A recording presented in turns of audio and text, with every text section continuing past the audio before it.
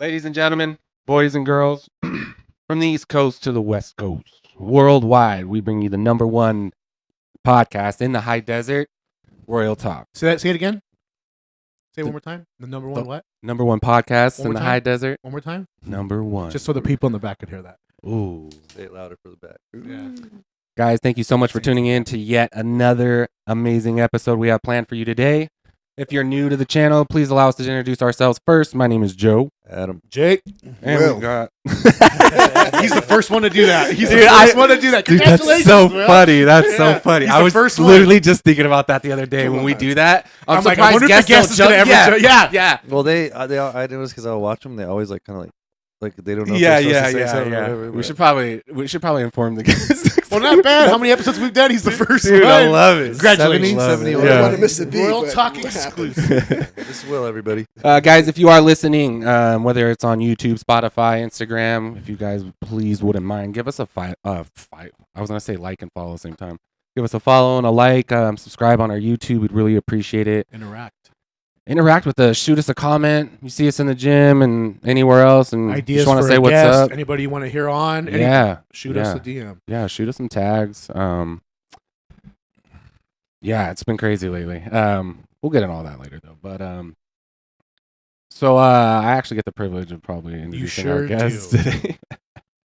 This one hits a little bit close to home. I'm super excited for this one, which it's actually funny because I've actually typed out a couple texts to him and then never sent them. Yeah. And I was like, no, I won't talk to him right now. I don't want to ask him right now. Whatever.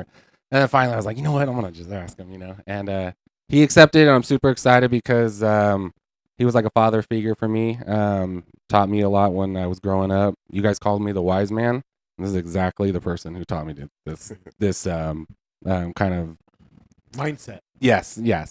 Word teach. Anyways, he's my uncle first and foremost. He owns his own law firm over in San Dimas, which we're going to talk a lot about. He is a lawyer of 30 something years now. And anyways, let's introduce my uncle William Sayegh. Yeah. AKA Will. AKA Will. AKA Will. Yeah, Will. Wet Willie. Wet Willie. No, it's not going there. No. I bet there's some kind of meaning you have for behind that though. Something when you were younger, maybe. Yeah, I've had a lot of fun with my name, but thanks for having me, guys. Here, yeah. it's Thanks a for lot coming of fun on. to be out here with you guys, and Yeah. Appreciate you making Yeah. the journey. I've heard good things about Royal Talk. I've seen some stuff on YouTube and Instagram, and the comments there are just you guys are great, and I've enjoyed a lot of your videos over the past few months as well. Thank you. Thank you. I appreciate Thank it. you. Appreciate it. The comments are definitely interesting. Yeah, Yeah. The comments are different. Sometimes they go at Joe. Sometimes they come at they me. get real. Adam's been Yeah. dodging bullets. So But you guys talk real from what I seen on YouTube and stuff. It's like, wow, all right, you guys aren't afraid to talk about real life or get authentic or Yeah. For That's sure. I think that's the basis of our platform here is just to be authentic and be real. I 100% agree. Bring your mic a little closer. sure. 100% agree. We like to. We're very. We don't like to bullshit. The crazy part is, we've had people on who. I feel like one of our best guests was Muhammad. And, He's good. Yeah, he's cool. He people. Controversial guest. Yeah, he really showed us like a different side of what's going on with the whole Palestine stuff, and it was interesting, and just we have people like gym owners, entrepreneurs. We have just such a wide All variety walks of of guests, life. dude. It's pretty cool. That's the biggest thing when we started this, and I've said it before, I'll say it again, but we said it's got to be fun. Yeah, You know what I mean? It's just a guy talk thing, like talking with the dudes, like people like to hear what we listen or what we say sometimes, and sometimes they don't, but, they let us know. they sure do, Mr. We had one viral video of me talking about how I don't think the moon is a real moon, Holy shit. The hate comments in there, dude, was nuts, He was dude. Frankenstein. It was like Just coming at him 80,000 with views sticks and like and 100 pitchforks. comments. Everyone's like, they just give anyone a microphone now, huh? Like, there needs to be rules against Background check on if you Yeah. can do a podcast. and, Isn't all the kinda moon like a just- big satellite, and then there's ships that go and park there? Yeah, and 100%. know. Well, see, you get it. We're not doing this. yeah. that's with the flat Earth thing, Yeah, right? that's because we just Oh yeah, Flat Earth got discussed the other night. Me and Yeah. Kaylee's dad. Oh, no. He's like, when did you believe it? Kaylee's like, when did you start believing in that? I said, I'm not believing in anything. I'm just asking questions. What's wrong with asking questions? I'm not saying I know. Don't censor me, Kaylee. Yeah. Yeah. You know, I I was get like, it. I'm just saying, how come the rocket doesn't go straight up? It goes at an angle. And then she goes, I don't have an answer for that. Her dad's like, hell if I know. He don't give a shit. Yeah. He's rock and roll. Yeah, it was funny. That's and then fun. we got into about the whole dragons conversations. This is, pothead talk. You're not a flat earther, right? A what? Flat earther? No. I studied and learned about all kinds of shit throughout the years, you Yeah. know. So I'm like, I could talk about a lot of different things, you know. I never liked doing the you're the lawyer Conspiracy. guy, Oh. and it's all about personal injury law and all the car accident stuff you may have seen, you know. Yeah. Yeah, I started off as a kind of a juvenile in New York. Got myself a little bit of trouble when I came to California. Talk to me. You know, did a Jake's from New York too. you East know, Coast boy. me and my cousin got in trouble. We get arrested by Huntington Beach police. You know, Uh-huh. juvenile court record and all that stuff when I was a teenager. Nice. You know, and then what did I do right out of law school? Juvenile delinquent work for the Superior Court. You know, representing Oh, nice. you know minors who got in trouble for sexual assault or theft, things like that. You were born in New York, right? Yeah. And Well, then how old were you when you? Play- a place called Yonkers. Oh, A yeah. place Yeah. called Yonkers. Like it's Not known. Yonkers, man. Yeah. Fucking So the whole family was born there. Your dad? Everyone except. Bobby was Bobby. born there, I think, Oh. and then when he was 2, he came out to California.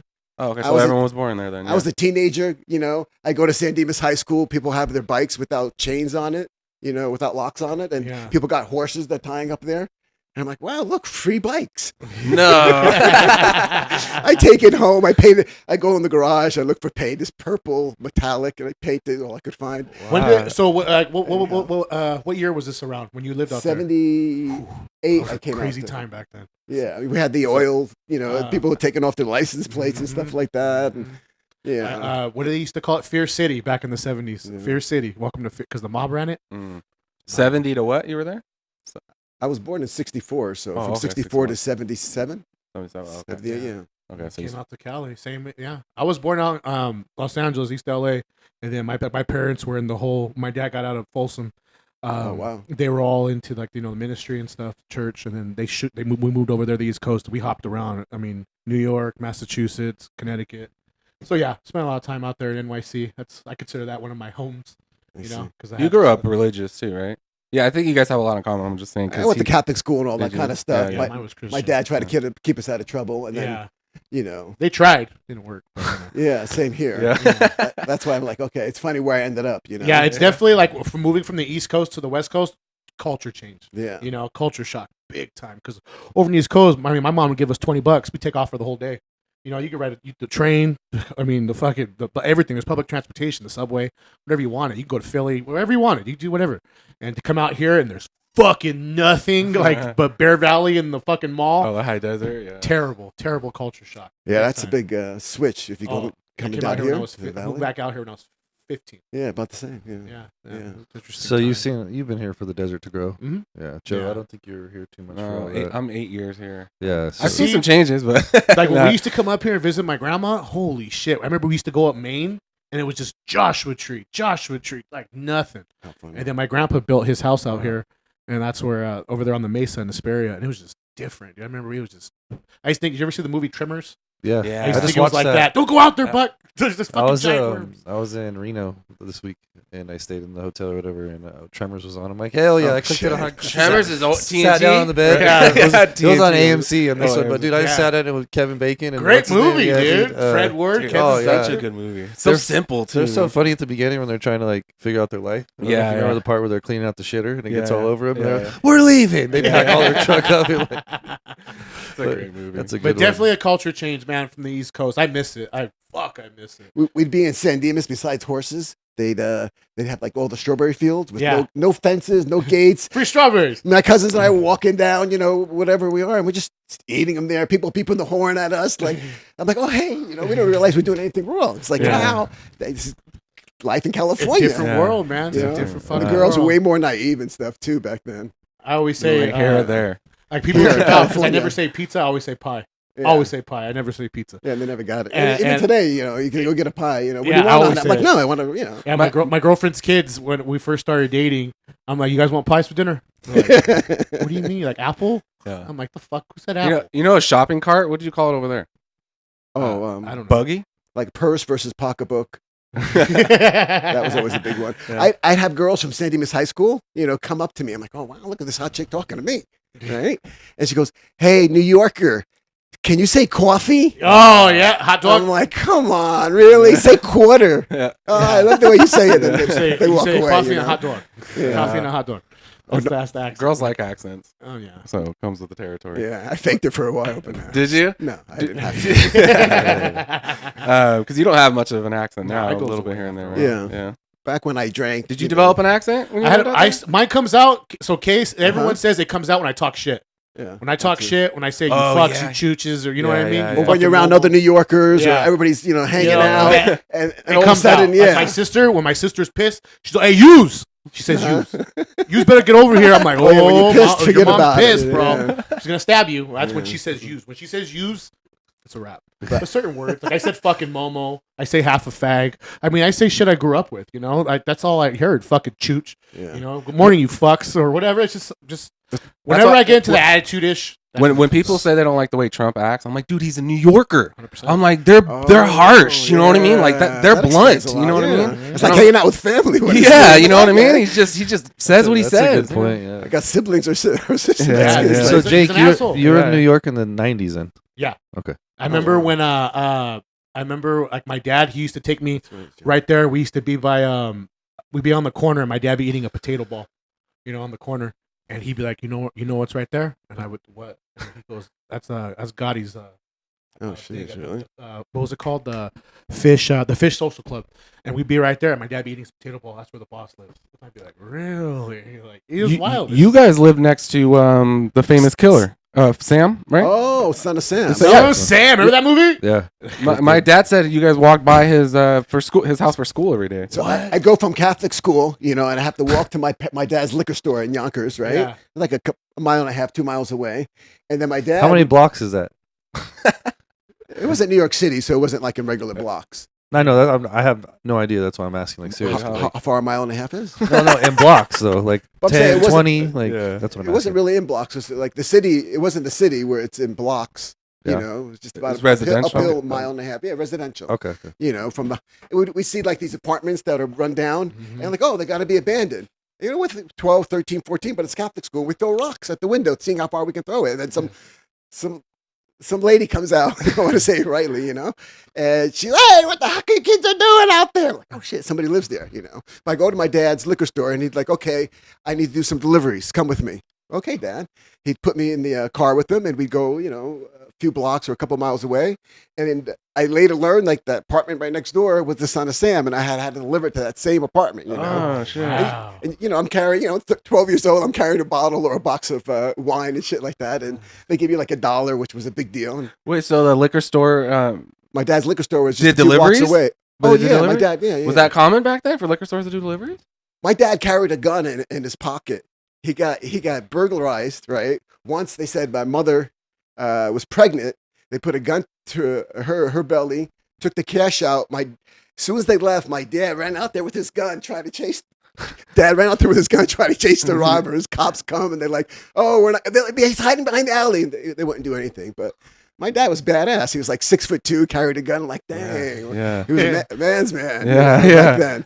Out of, your parents were born in Jordan, Yeah. and then they were. They met in New York or in Yonkers. Oh, okay. They were like, my mom might have been 16, but she didn't meet my dad yet. And my dad was like 19. He came here with the, shirt in the back. We came with an uncle, one of those immigrant stories, worked a bunch of jobs at Ford Motor Company, ran the liquor store, bought a rundown apartment complex, fixed it himself, did all the plumbing, put my oldest brother to work, and sold everything one day and put everything in a truck and came to California. Wow. So now you're in California. Kept us out of trouble. Yeah. We had an accident along the way, but that's another story. Yeah. So you went to high school, San Dimas? Glendora High Glendora? School, where I ended up graduating from, yeah. Okay. And then you went to college. Where'd you go to? Cal State Fullerton, Okay. Where'd you go to law school? Southwestern Law School, LA. Graduated top 12% of my class. Wow. Yeah. How many people graduate in like a law class? 100. Well, that's not bad. So you get rated like almost like 100 to, so if you're So you're 12th or less than that? more or less 12.9, it said to be exact. 12. What year was that when you We've been alive. 1990. Passed the bar the same year. 1990. I got 200 rejection from all the big law firms. So where was you? Where Took was a job for a big firm in Orange County. Quit without a job 6 months later. My parents threatened to throw me out. Yeah. Before you know it, I'm starting my own practice, and you know, the rest is history. 30 years later, I'm doing my own thing, Wow. my way. Wow. Yeah. There's so many like questions as far as like being. So you do personal injury, right? That's your specialty. Yeah, I don't do criminal law anymore. I did it for like 7-8 years, juvenile on adult stuff. So like when these guys are talking, it's like, okay, I have experience with, you know, going down to the basement where they're holding down my client, or the you know, it's usually Grand Theft Auto. We did a whole bunch of those. Yeah. You get an interpreter, and anyhow, you learn the business a little bit. What made you get into personal injury? It was easy life. Started having kids. You can make twice as much money with half the work. I mean, to be honest, you know. Yeah. Thank you for being honest. Yeah. So can you tell us like any crazy cases? no, not really. Anything I that? mean, What's like the biggest company? Because you got I've there done like I've done 7-figure cases. I've done wrongful death. We just recently resolved the wrongful death, so I could talk about it. There was no gag order. Gal had several 68, 70 by the time we represented, but 68 years old. She had a few cocktails at the restaurant. She goes to the bathroom. I'll tell you what the bathroom walk was like. She stumbles down the stairs, hits her head, busts her head open, vomits on herself, and she passed away. Oh shit! In the bathroom? Yeah. Family came in a few minutes later. Where are you? They seen her on the floor. Police department came. She died like that from falling? Yeah, blunt force trauma to the head.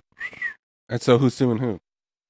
So The family was suing the restaurant for wrongful death. Is that correct. what you're saying? Yeah, it was a long shot of a case. They came to me. I said, I think I can make something work. And so it was like almost 3 years. You know, it resolved for $500,000 through about 6-hour mediation with me and my trial associate. But you know, so I can explain to you how, you know, even though she was intoxicated, I got video from the police department showing that she walked to the bathroom just fine. I was able to get another expert who came in to show you that the floor plan for the bathroom was dangerous and defective. Why? One, you have to go to carpet and you have to walk like through one door, go through a little alley of like 3-4 feet, and then you have to go down 3 or 4 stairs that's going to go onto tile. So now you're going from carpet to tile, from flat to stairs, one railing that really wasn't wide enough, then you got to make a sharp left to get to the stalls. Anyway, you went over this so many times for court, you know. Yeah. And so the police department, I don't want to say which police department by accident, you know, has plenty of photos of my client on the floor, where her shoes were located, and all that kind of stuff. It's a commercial policy, so you know there's 1M, you know, at stake. But they're not going to pay anything. We denied it until we get lined up all the experts and stuff like that, you know. And then Are you suing the insurance company at that point, or the actual restaurant? So the restaurant you sue, but the restaurant buys insurance, Right. you know, For to this. For defend them liability for and them. stuff, right? Yeah, Okay. yeah. So you don't say you're suing the insurance company, Right. but the insurance company is defending Yeah. their commercial property.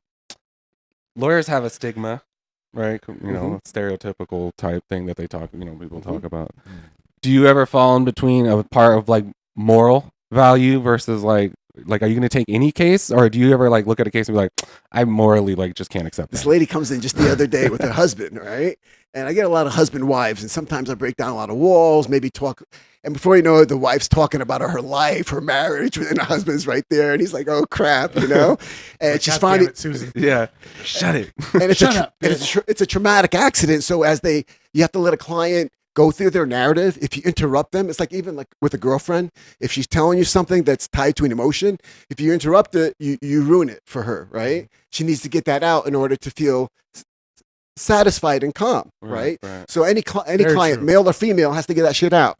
So you let them talk, you ask a few questions just so you get the whole picture. But I don't start doing the breakdown of questions or write down a bunch of notes and stress her out, right? Because there was a PTSD. So she got into this major accident. She's sandwiched between 2 cars, and she swears it's not her fault, right?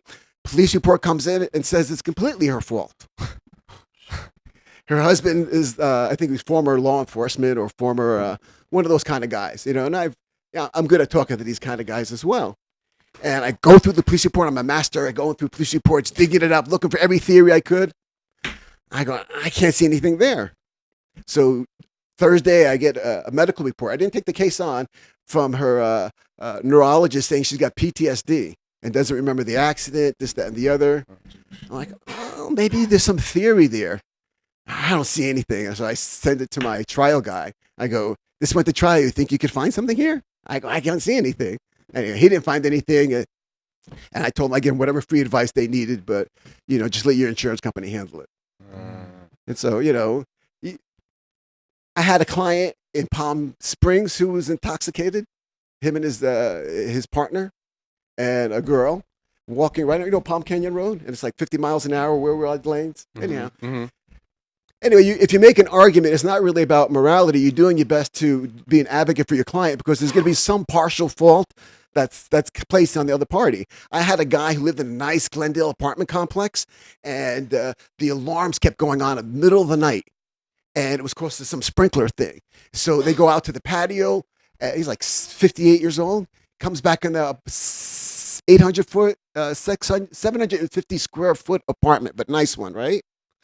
Alarm goes off 3 or 4 times. He ends up having hearing issues. You know what tinnitus is, or tinnitus, where you got the ringing in your ears? Yeah. He kept getting that for months. So he comes to me and goes, hey, you think there's a case here? I go, maybe. And then, you get the fire department records, you get the sprinkler maintenance records for the apartment complex. You find out they've been having issues. They failed to turn it off. I sent them to a specialist, the ENT. You had to, paid up front to get like a real expert, Ear, nose, and throat. Yeah. And somebody down in Palm Springs I found. Anyhow, I got, evidence for that. It's a tough case to blame it on the apartment complex, and the apartment complex is blaming it on the maintenance people, and maintenance people want to blame it on the fire department because they didn't do their job fast enough.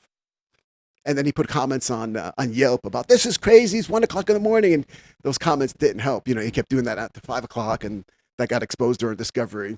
Yeah. Anyhow, wow. Yeah. So like I have to tell my clients, you know how you're talking. Anyhow, if a client's in a personal injury accident or workers' comp accident, if it's a big enough accident, they'll send out, sub Rosa video where they get back when I did work comp defense for like 6 months, if I'm going all over the place, the attorney's there, right, for the applicant for the work comp, going through his pile of mail. Defense attorney who I'm working with, but I'm watching, is asking all these questions. And then he says, yes, I'm hurt, my back, my shoulder, I need that rotator cuff surgery. They put the TV on, they show a video of him underneath the car doing all this work with his shoulder and shit like that. It was just terrible. This is what Tyson was like this. Yeah. Yeah, careful, yeah. Yeah, But, when I got in my car accident in Utah, I sued the insurance. Well, now that you said that, because I was suing the insurance. I was leaving Tooele, and this was in 2018.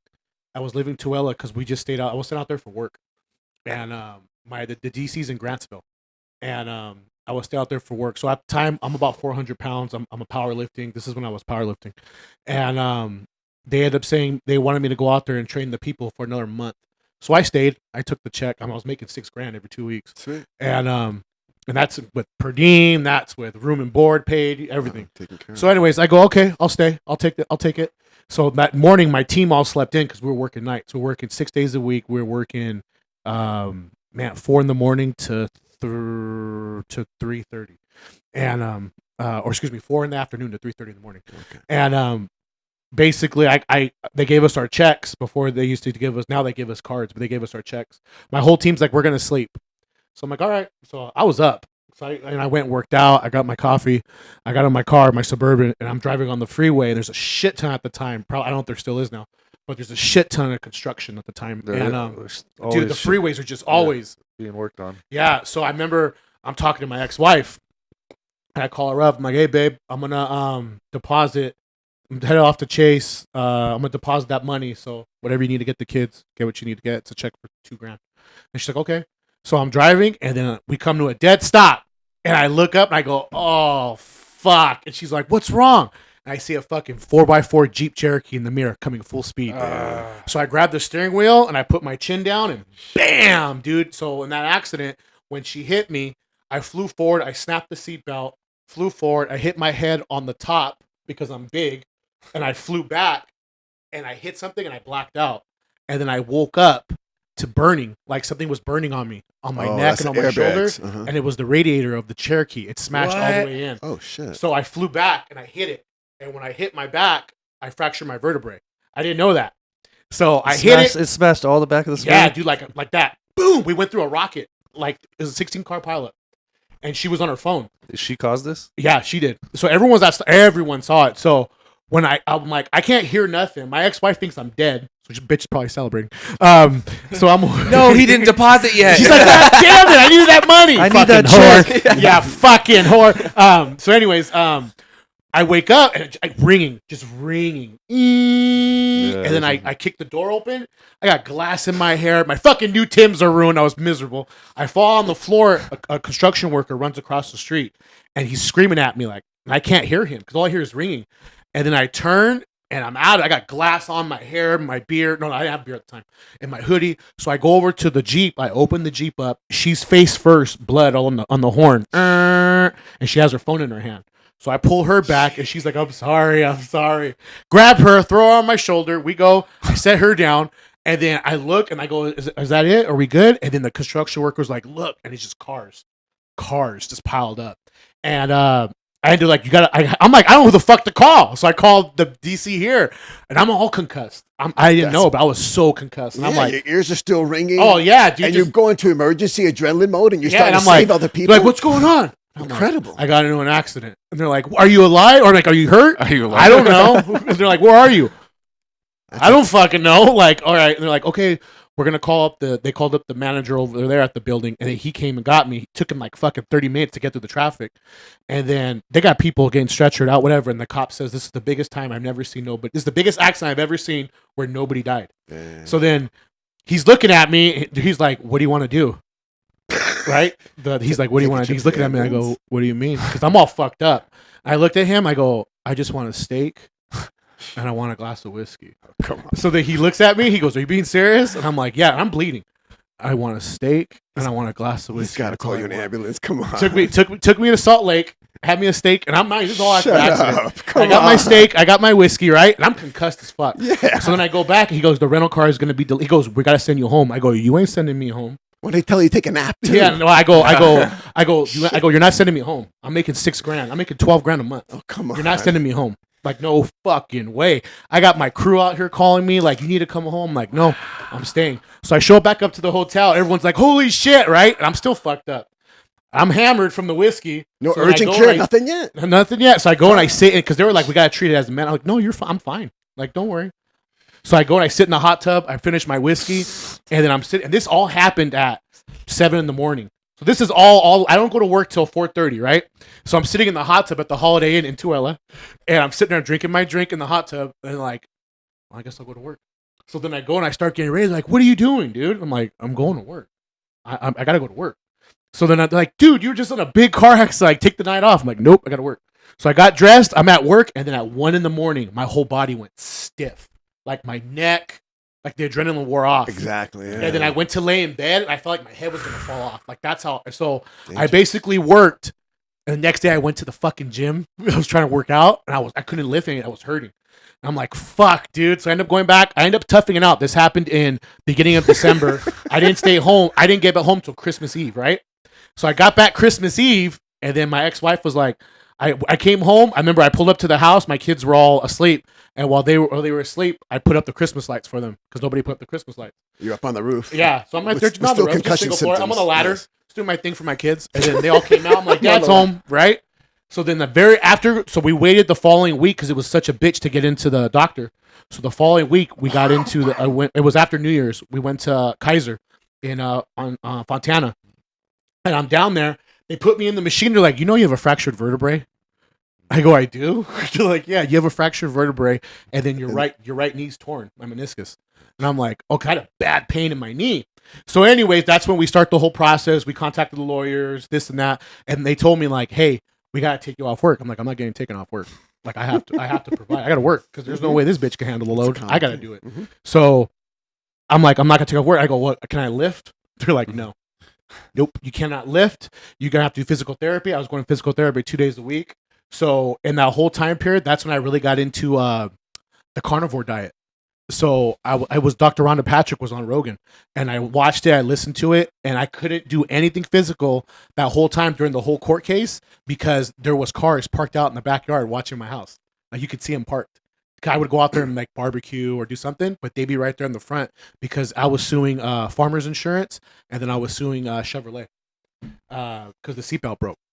So I got a lawsuit with that, but we ended up all settling. But it happened like I did physical therapy for a whole year, and that's when I just finally decided to get on TRT. Yeah, till my body could heal because I avoided back surgery. How long was it from the accident to when you? So that where the fracture was in your back, not your neck. No, my back, lower back. Low back, lower back, lower back, and then my right knee was torn. And I remember, so I was going to physical therapy every Tuesday and Thursday. I was going to physical therapy, and I was going to physical therapy here at Kaiser, and it was a bitch. It was a fucking painful, but I didn't want to do back surgery. I didn't want to do back surgery because I heard you do back surgery, nothing's the same. I heard you do knee surgery, nothing's the same. So I did my best to do that, and then that's when they wanted to give me the Tramadol and they wanted to give me epidural, and I told them nope. I'm not doing that. Like, there's no fucking way. So around that time, right before when that was the first time they started giving me painkillers, and I had my experience with Vicodin, Tramadol, and something else. But I took one, and I'm like, it's not doing anything. And I took two, and then the very next day, I went to go. I was still going to work, and I couldn't function. Like my hands were like, I was like, I can't do this. Like, and that's when I started smoking again. Because they made it legal again. And then that's when I got into TRT. My buddy was like, it's going to help your body heal. So I started doing TRT. I was doing the carnivore diet, and I fucking melted from 400 pounds all the way down to like 270. Wow, dude, I didn't know that. Nice. It was 270, and then that's when after a year of physical therapy and all that, I avoided the back surgery, and then finally they settled. You did it the right way. Good. Yeah. So, I mean, it was a bitch, though, dude, because you can't do... I mean, I was literally told, go to work and home. Grocery, home. Nothing else. I tell clients, use it as a blessing in disguise, Let the therapy help you out. Use it to start, exercising, losing weight, eating better. Yeah. You did all that stuff, man. Yeah, it was a Good whole for different you. lifestyle change for me. From going and lifting. That's when I was lifting over at Apple Valley Express. I was benching... My bench was 605. My deadlift was 805. My squat was 605. My military press was 405. And that's when I was big, dude. I was just handling business. So when that all happened, all that went away, and I had to change up my whole body, my routine. But yeah, that's a crazy thing. Like, they literally tell you, the lawyers, do not. It's A to B, B to C, home. Like, nothing more, nothing else, because you're gonna be watched. And I was watched. It was pretty wild. It was a pretty wild experience to go through that, And that whole court thing, I didn't have to take it. The lawyers took care of everything for me. I just had to provide them the medical documents, the x-rays. And it's also not being seen with people doing stuff, 100%. Because they get, they find video online, Facebook, Instagram. That's the first, in my instructions to clients, I say, like the written instructions, here, do not post anything about the accident. Don't do this, don't do that with regard to social media. Yeah. That's something, 10, 20, 30 years ago, I never even had to consider. Yeah. I was just gonna say that's all kinds of stuff now. I was gonna ask you too. AI, is that kind of how's that affecting your industry? Spending thousands right now investing in AI. Yeah. Andrew, my son, he's an associate now. He's on his third year being a lawyer. Him and my office manager spent 4 days in Salt Lake City. It's funny. He stayed at the same place me and my wife stayed at just a few months before that. Anyway, nice place. Anyway. We have software that actually handles personal injury, and they're coming up with more and more AI that we can incorporate. So he went to a big 4-day conference they had there. Because that's how you scale your business is you have to have a software program like that, so that you can handle more cases. And like we have an AI demand writing program that we recently have gotten. It costs like $10,000 up front, and then you work with it from there. And so we're still training that, putting the best. Some of our best demands in there, then you still have to kind of, and so now my associate can spend a little bit less time, working on that and more time on litigation stuff, and then kind of, handle more and more bigger stuff like that. But yeah, we're doing a lot of that. And so a lot of like, I raised a family, I did tons of other things that was basically remote, whether I had a pager at the time or finally got a push button phone. And now everybody's doing everything remote. When I was kind of, I was a minority, kind of critical. Right. So, but I was anyhow. So now I work from my phone, and my phone's worth, hundreds of thousands of dollars, for me, Right. and You need that phone. like even, so the clients' children have been calling, they're like 19, 20, 22, they get into accidents, call Mr. Sayegh up, 8 o'clock at night, I see my cell phone, I answer it, and it's the same cell number I have on my business card. I have in the, on all our social media stuff. I still put my cell phone number on there so clients can say, "Oh, hey, we didn't hear from you." When's the last time you changed your number? No, I even my regular office number I got, as soon as they gave me 909-599-1234 personal injury hotline. Oh, nice. I got that without even asking for it, back in 1991. Wow. I Same still have line? that number, yeah. But now I got like 10 lines that it goes to. So Yeah. is it the rival insurance or like the law representative of the insurances who are looking at the social media to see stuff like that? Yes, Okay. yes. And if you make a claim against the other party's insurance, right? Yeah. That's called the third party. Yeah. But let's say, like in your case, they didn't have enough insurance. Yeah. So that's partly why you want to go after Chevrolet for products liability, but that's a lot harder and more expensive, a little bit more complicated, but Yeah. it puts some They pressure on settled. them. They settled Yeah. right away. It was But cool. let's say you had something called uninsured motorist coverage. Yeah. Let's say you had $100,000, a round number, Yeah. and the guy who hit you only had 15,000. Yeah. They changed the law in California recently that the minimum now, starting this year, is 30,000 per person, 60,000 per accident. We'll say the third party, the other party settles for the 30,000, but you got over $100,000 in injuries. Yeah. Where are you going to recover that from? That's why you want to have uninsured motorist coverage. Yeah. So now that other 70,000 covers through your insurance company without affecting your rates. Anyhow, that's kind of how you cover your bases. But this is most personal injury law I thought I'd be sharing with you guys today. Well, it's good information. Yeah. For, So I got bored of personal injury law after a few years. So I went back to school and I got another degree in theology. And then I went on. I started teaching at the Azusa Pacific University. Oh, wow. Pacific. Yeah. And then You do it remote, like a no, Zoom I was thing? teaching criminal law there. So yeah, after you do personal injury law, criminal law for so many years, and I had a theology master's degree in religion is what it was. And so anyway, they needed a law teacher, and I had criminal law background.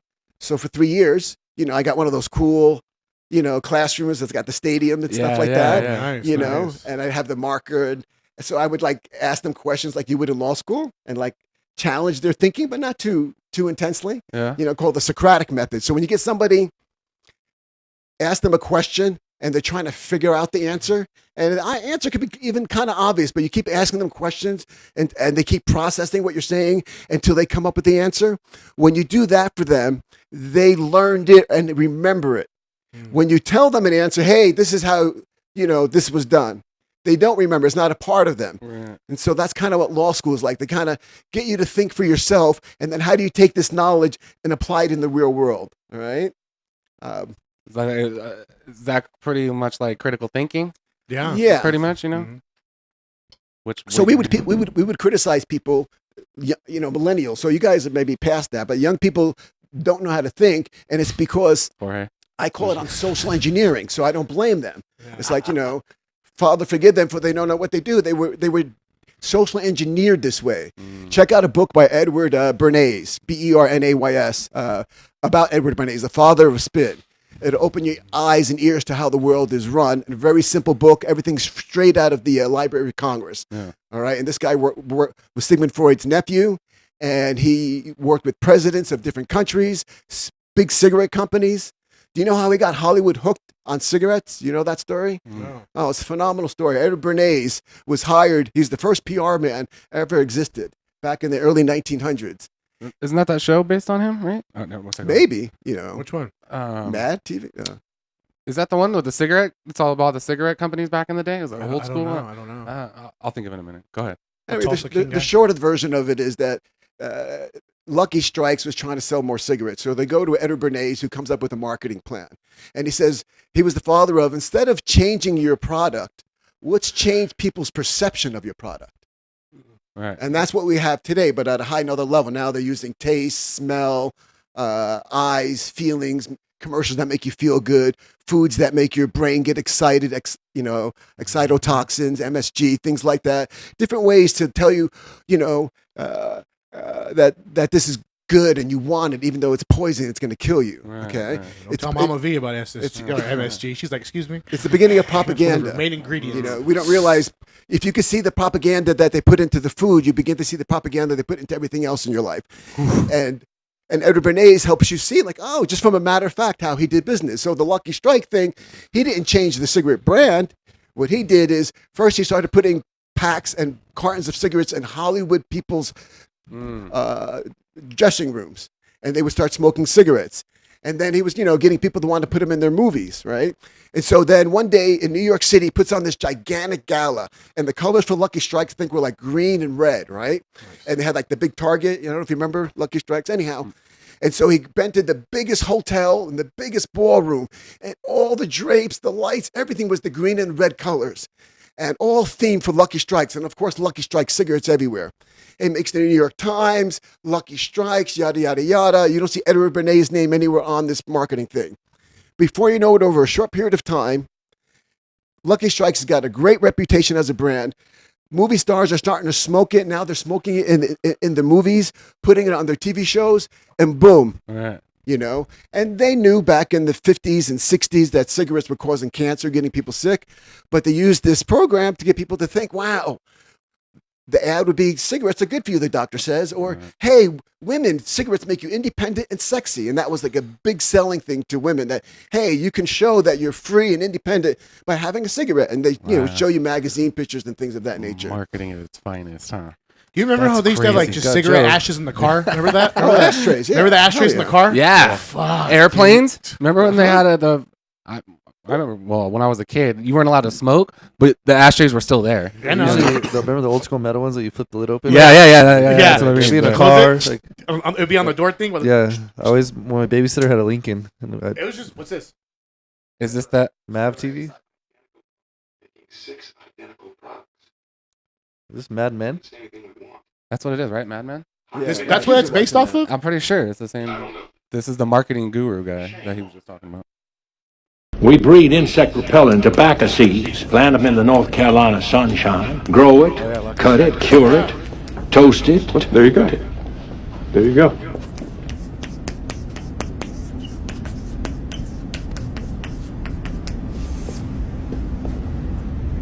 But everybody else's tobacco is toasted. No, everybody else's tobacco is poisonous. Lucky Strikes is toasted. Well, gentlemen, I don't think I have to tell you what you just witnessed here. I think you do. Advertising is based on one thing: happiness. And you know what happiness is? Happiness is the smell of a new car. It's freedom from fear. It's a billboard on the side of the road that screams with reassurance that whatever you're doing, it's okay. You are okay.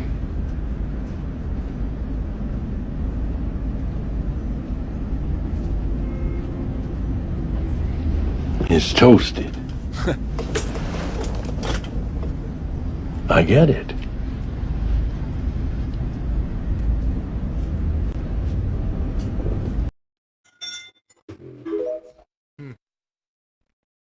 Did you ever see the McDonald's movie? With Michael Keaton? Yeah, I haven't seen all. Super interesting. He's like, remember he orders the food. He's like all like he's like in shock. Like it all came so fast, and he has it, and he's like so interested in the system and the process. It's a new movie or been? No, it came out years ago. yeah, It's called The Founder. Yeah, it's Oh, the good. founder. Yeah. Yeah, when he was like the guy who went out to McDonald's and he found the first McDonald's, and like Adam said, he was tripped out how I don't even think he was like he was so intrigued on the process. That's what like captivated him to like figure it out and got into the business. yeah, it's a pretty. You never seen it? No, Oh, you'd be I've so heard of into it, but I You'd don't be think so into it. It's just I forgot what they said. He was talking about drive-throughs, and they're like, what? Like it was just wow. It's cool to see something like that. How it comes from. It's crazy now when you go to some places you have a screen to order food on. Bro, I just went to Carl's Jr. and it's all AI from the person taking your order. Yeah, There's I was absolutely confused no for a person. minute. Would you like to try? I'm like, no, I want my burgers. I did it once. I was a little like, and then I went back and I kind of knew how to talk to it. And so my order was easier. And then I thought about it and I told Megan this the other night. I was like, you know what? that's honestly in the company's best interest, because how many people go to work in a bad fucking mood and then they're gonna piss off the next customer that comes in? That customer's not gonna come back, and they lost it because this fucking employee had a bad day. But now AI will never let that happen again. You know what I mean? So now there's like no customer or no person relationship. You don't to think ruin that it. it's going to be the downfall of getting people regular jobs? Of course. I tell my wife, don't go to Amazon where you have nobody there or really to the market. You know, the self-serve market. It's like, no, you're just putting your fellow brother out of a job. Yeah. You know, and the less demand they have for a job, the less wages you're going to get. We're shooting ourselves in the foot as people. The conveniency factor though is just next to none with Amazon, right? Like you can't find so many things, but like You mean locally, online is one thing, but I mean, you're talking about the store. There's no employees there. Gotcha. You know, and there's one down the street. I'm like, you know what? That's the one where you just walk in and it Yeah, knows you, that right? kind of Yeah, stuff. Yeah. Yeah. that's That to me is, crazy, you know, but that's crazy. Is it a grocery store? it's everything. Yeah, grocery Everything. store. Yeah. So, I think it's just people like convenience, right? Yeah. It's easy. Especially here. I don't like But- self checkout at the market. Yeah, I don't either. It's okay. Just you got to know what you're dealing. Like grocery store stuff, no. My But, wife like, will do it. Walmart or something quick, boom, Something boom, quick. get out of here. Home Like, Depot. I don't like doing it at the restaurant and the girl's looking right over me. And I'm a good tipper, but, you know, I could barely see it, you know, and I don't want you watching me while I give you, you know, figure out my paperwork, you know, or do my math in my give head, me my, whatever it give me- is. Give me my man space, my privacy. know? Yeah. Let me just fill out the paperwork and then go and come back and at my leisure. Right. You know? Well, now they ask for a tip like ahead of Yeah, time or Starbucks. something. I'm like, Oh, that's No. crazy. Yeah. yeah. for what? Turning and handing it to me? No. Yeah. And they always like make it a point to like you like, oh, here last part, like the tip part. I'm like, get out.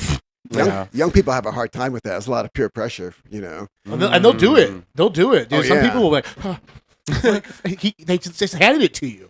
You gave him $5 for handing it to you? Like, Yeah. That's their no. job. Yeah, Yeah, they literally get paid hourly for it. You know, I do mine like it's like if I go to a restaurant and if Tip. my waiter or waitress is on it with my refills, you're getting taken care of. I hate having the bottom of my glass. If I see the bottom of my glass, we got a problem. Right.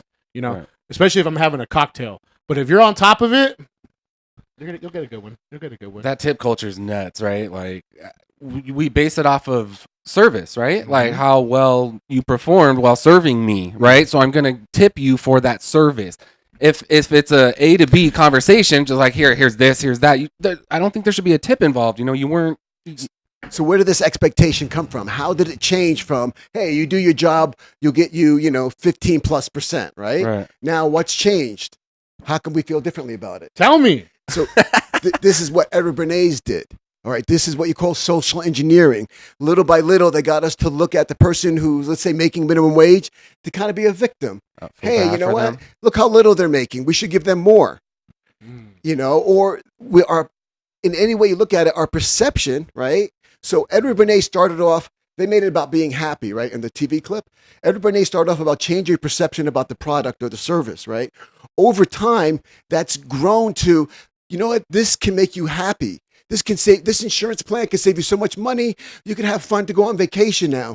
This product is going to solve all your health problems, and boom, you're going to lose weight. You're going to have good energy. You're going to have the biggest heart on ever, and you know your husband's going to love you, right? You're going to have it all. Hashtag Ozempic. Yeah. You know, but that's all bullshit. Right. You know. Well, you see, RFK, they did that new law to where with the pharmaceutical companies, they literally have to show everything now. Because you know how it would be like, or you have fucking erectile dysfunction or, you know, whatever. Well, take this pill. And he shows like a guy lifting weights. He's at the fucking beach and he's surfing. And while he's doing all that, it shows in very fine print where they talk really fast. May cause liver disease, may cause blah, blah, blah, blah, blah, blah, blah, your ass may bleed. You know how it does that? Well, now they literally have to break it down now if they're going to do ads now. I guess that starts next year with all the new We're the only country in the world that has pharmaceutical ads. Commercials. Yeah, Yeah, pharmaceutical. we're the only ones. You ever met someone that's like, I need to try that? Yeah, Yeah. yeah. I need to get on Ozempic. Or you could just not eat, you fat fuck, and go work out. Yeah. Thank you, Jake. Preach it, bro. You know what I mean? Like, Like, how about that? I Like, to don't- all I you don't get it. ladies who are on the big O, Tell them. girl, you look like a lobster without or a crab without the shell. When you melt, your skin's just ooey gooey like a melted fucking marshmallow or a fucking melted ice cream cone. Just put in a little fucking work, control what you put in your mouth, and work out instead of fucking injecting yourself. You know who looks terrible? Sharon Osbourne. Have you seen her face? It's all fucking. I guess there's like a lawsuit going through there where like their face like They leans get the now. palsy. Oh, They you're get the talking about what palsy. drug? Ozempic? Yeah. Oh yeah, it paralyzes your stomach. Yeah. You know, and so like it doesn't shrink it paralyzes. Remember the band? Yeah. They used to put the band on the Yeah, stomach. You don't know. yeah. You don't hear much about that anymore. Nope. You know, but the Ozempic, after 5 or so many years, your stomach becomes paralysis. Anyway, I know people just like you. You know, even clients who have the situation, and you know, it's just easier to take a med. But Fuck that. That's And then this that- generation, and though. then see the perception that you have of pharmaceuticals, right? You see the commercials. There's people dancing. There's a girl happy, Yeah. pretty Yep, yep. colors. Yeah. Playing in a park with Yeah. their dog. And then a happy Buy person. Vagisil. yeah. This medication may cause drying. The best one's suicide. diarrhea. They always say diarrhea. And then suicide Extreme. at the end. Right. Extreme. You know, Oh, it's like, yeah. fuck it, you're not gonna have any symptoms of suicide anymore. Yeah. Right. May cause thoughts of suicide. It's like my boner's limp. That's all the problem. But you see how happy the commercial is in the background? Yeah. So the commercial now is supposed to make you feel good. Like all the funny commercials, you forget about what the product even was. But how did you feel after the commercial? The product commercial made me feel happy. So now I want to buy Tide. You know what? I want to buy Budweiser. This is not Bud Light. Because what's the perception of that, right? Yeah. So all the conservatives said, "Oh my gosh, they're putting this Tranny. tranny I'll say for it. Bud Light," and us, macho people. No, we're going to boycott you. Why? Did the beer change?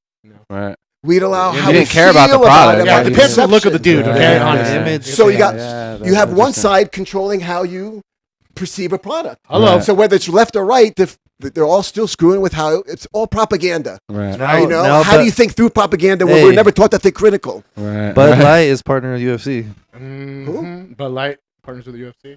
Yeah, they came back from that. It's back. They're all chicks with dicks. But I mean, I was eating my steak the other night at Cattleman's in Livermore, and these guys were talking about TRT at the end of the bar, like older guys, kind of Yeah. and I'm just kind of kicking back listening. And the guy's like, "Yeah, man, I get my TRT. I buy it on Bitcoin. It just shows up to my house like through black market. They're all Oh talking. my and, gosh. and then the waitress lady's like, "Yeah, my boyfriend's on that. He gets it through Hims." Like, right? And I'm like, "Oh, this shit's getting pretty fucking good. I'm just gonna stay. I'm not saying shit." Like, and so I'm like, Popcorn. and none of them are really in good shape or whatever. And the guy's like, "Man, I feel like a champ. Like, as soon as I got on that TRT, like my wife knows somebody's getting fucked tonight." Like, Yeah. like he was like being funny, Yeah, like yeah. about all the side effects of it. And the other two are like, "Well, where could we get it?" And you should start with the TRT clinic or order online. Or in the waitress is like, "Yeah, but they only give you the baseline." Like she knew, like, Jeez. Yeah. That's right. She's like, educated. she's like, "My boyfriend does it, but they only give you the baseline, so he doubles up on his stuff." And then the guy's like, "Yeah, but that stuff's expensive from Hims." And I'm like, "All this shit is accurate. These two are talking about right here, like They know what super they're talking accurate." about. Yeah, and I was gonna jump in the conversation, but I just stayed quiet and like listened to it because I'm like, I don't even want to Like, I'm gonna eat my steak and enjoy my Yeah. baked potato. You should be like, you guys need a hookup. I know someone. Yeah. I should have walked down there like, "Hey, if you guys need something," but then I just didn't want to get involved with it all. They were kind of. It was just cool to listen. Yeah, So, yeah. and I didn't need to be in the mix of it. She was a good testimonial.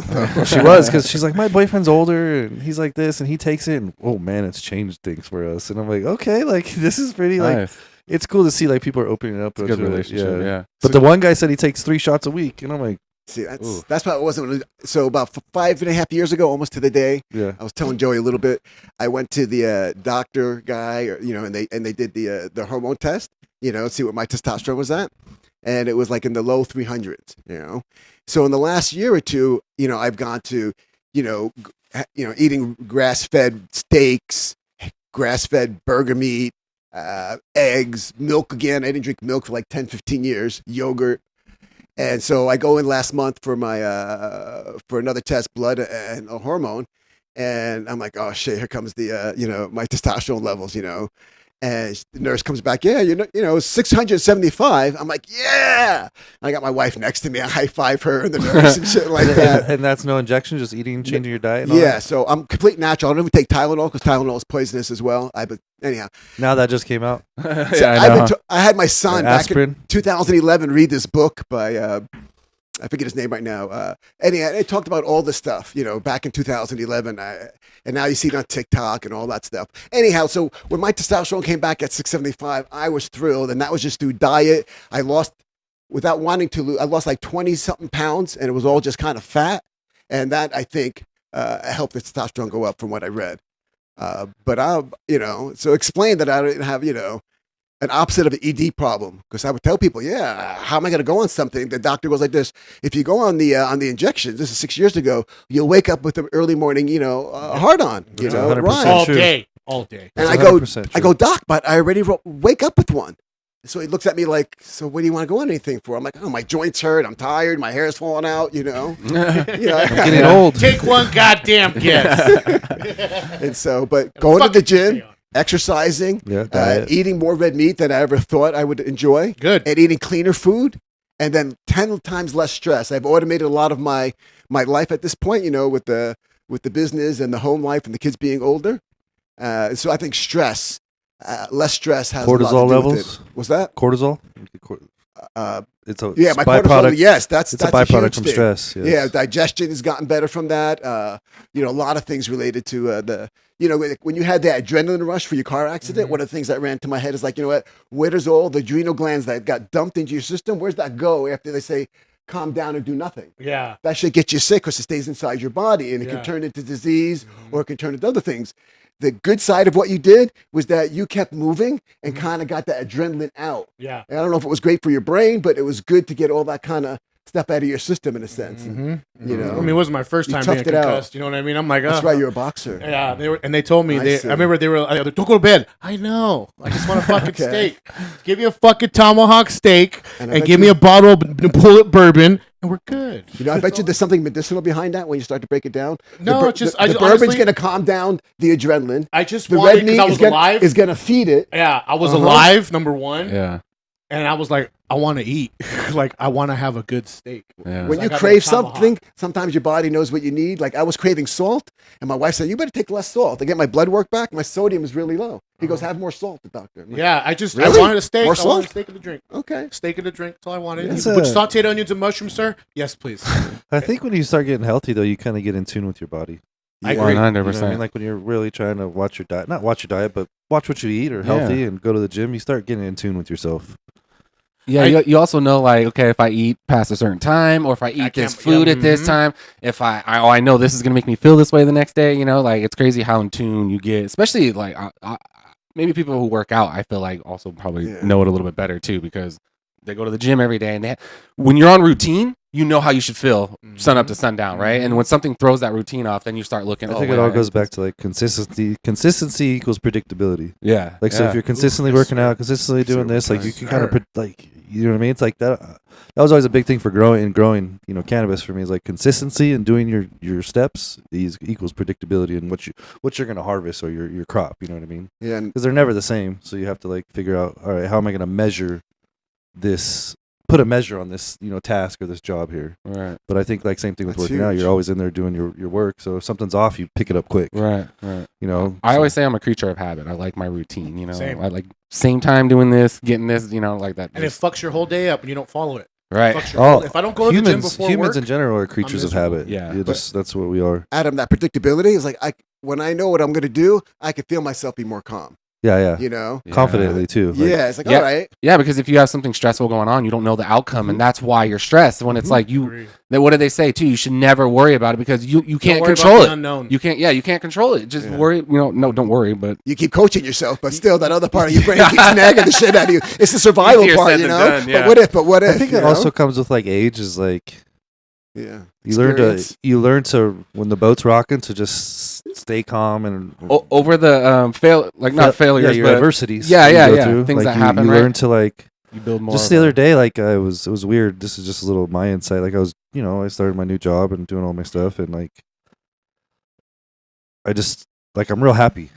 I'm happy in life. Like everything's cool. Like I mean, we have everybody has things that come up or whatever, but I'm happy in general. But like it'll all come. It'll all work itself out. You just have to like go through the motions and rock through the boat and like. But before, like younger versions of yourself will start stressing or reacting when you shouldn't or reaching for something you shouldn't be, like because you just are uncomfortable. But as you get older, you kind of learn to like, all right, this will pass. This will pass. Yeah, like I'm at that stage. Yeah, it's kind of nice as you get older and you realize, like one thing that's helped me, I've sat back and realized is like kids, like they really learn to bring you back to square. Like everything else can be chaotic in the world, but you see your kids or see things like it'll bring you back to square. All right, I have a base. Let me take care of this, and then I'll figure out the rest after. And it's just different ways to look at things, and it's nice. Like aging in life and growing through life is cool. Like as you get older and go through things, like it's a good experience. Like where younger versions would be like, oh, I want this, I want that. Like just take your time and get through it. That's a healthy contentment. You still have ambition to go forward, but you're Yeah. content for with what you have and where you're at. Exactly. That's I think a nice that's maturity. big, Yeah. Content is like a big thing where you understand where you're at and who you are. I agree. I think 100%, Adam. dude, 100%. I agree with you too because I got in my jacuzzi. Adam gave me a jacuzzi, Naked? right? But I sat on it. It was like a Wednesday night, right? Randomly, just by myself, and I'm like sitting there. I'm like, life's pretty good. Uh-huh. I got a roof over my head. Mm-hmm. I got food. I got a couple bucks. I'm not rich, but I got stuff, and I'm grateful for what I have. And if it was only that, then okay, because I meet people all the time who don't have a roof over their head. They can't feed themselves. It's like Jesus, and then. But I think when you were talking about how it's gonna be okay, but I think about those people. I'm like, fuck. What if I get there? What if like it's so bad for me that I end up no house, no food? Like how I can feed my family. You freak out over those things, but the type of people we are, if you just tell yourself, like you just said, like. It's going to be all right because that's the kind of people we are. We're always working. Like even though it feels like it's going down, we're still pushing ahead, and then it's going to work out, right? I think it's all about who you surround yourself with too. That's a great That's point. a big one, too. yeah, because That's a good one. 100%. You guys ever I see we'll say transients or bums and on the road, and I do this. I'm like, what's the difference between me and them? Right. What is it? Well, I can tell you one. No, but but in my head, it's like it could be one or two wrong choices. In your life, and you could be just like that. But see, is that fear talking about for those one or two life choices? Because I don't know. It's just, you don't know, right? That's just that person whispering in your ear, "Hey, don't fuck up." But that's what makes us better because I don't want to say better than them. That's not the right word, but Grounded. It's the thought process, the your conscience of talking you through it, right? Like you need that to be like, do you want to end up like that? All right, then get your shit together. You know what I mean? Exactly. That's pretty much what you go through. And Right. it'll just be at a stop sign. I'll see the dude pushing his cart across the thing, and I'm like, all right, Adam. Yeah, You know yeah. what I mean? You have to have let's get to work. talk. They say what's highly intelligent people talk to themselves, with their brain. You know what I mean? There's a study True, that came I've out heard recently this. about how many people have the inner voice. Yeah. And how many people did it. And I had that conversation with a few people. I'm like, I had this inner voice, and I didn't want to get into the level of discussions or and the obnoxiousness. I had to train my wife to hey, if I say this out loud, this is not me. Because I believe that you have thoughts that come in that aren't yours. They come from wherever. It's not necessarily your brain that makes these thoughts, right? It could be the mind, and the mind is like an antenna, and it picks up shit. So Law of attraction. and a lot of the people believe, intelligent, sophisticated, scholarly people believe that these noises or ideas come from outside you. And that's why you have to what meditation is? It's like when these thoughts come by you and you sit down, right? In meditation, you're supposed to learn how to just push these thoughts away from you. You just toss them to the side. And so when you sit down and you try to relax and breathe, maybe stare at a candle or just whatever, right? When the thoughts come, of worry or some other, you're supposed to see it like a ticker tape that just go by. So in real life, you're dealing with shit. You're like, oh, wow, this pisses me off. Or, oh, now I'm going to panic. Right. Or we start thinking about something that's not relevant. You just calmly put it away. Right. And that's kind of how you train the brain to handle the inner voice and to master that voice. Because some of it's survival, a lot of it's ego. Oh, look what he said about you. You gonna believe that? Huh? Look what he thinks about you. Right. And it starts to feed that dark lion, and he wants you to react. Yeah. And if you react to that and you say something that you were just reading it the wrong way, or you just made it worse for some reason, or you didn't cut some person some slack, and if you just so many things. Yeah. And as you get older, as Adam was saying, you have to learn to not fret. I fretted over stuff or worried about stuff that I never needed to. Yeah. Right. And it's like, okay, am I going to get upset about this? Am I going to ruin 10 minutes, an hour, or a day? No, don't do this to yourself. Don't do it. Don't react. Don't get upset. Right. Peace is priceless. Yeah. If You know what's learn funny is peace when I was younger, I first started dating Megan. She would smoke the occasional cigarette, right? She wasn't like a heavy smoker or anything. It was like drinking or whatever, right? And I had a problem with it. And so I went to my uncle and I was like, hey, like, you know, she smokes, you know, it kind of bothers me. And he's like, But she gives great hammies. yeah.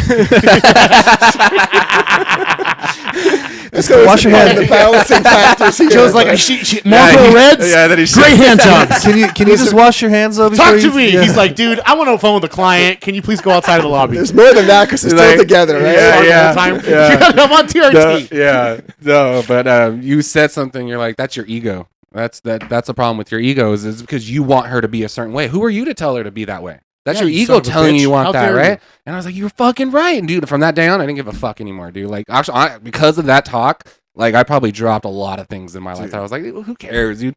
That's why I don't get upset about, like, I'm just do what you do. Do it. You know what I mean? Like, it doesn't affect me, right? So I've carried that kind of Yeah, mindset. definitely. Like for me, I could definitely speak from an example.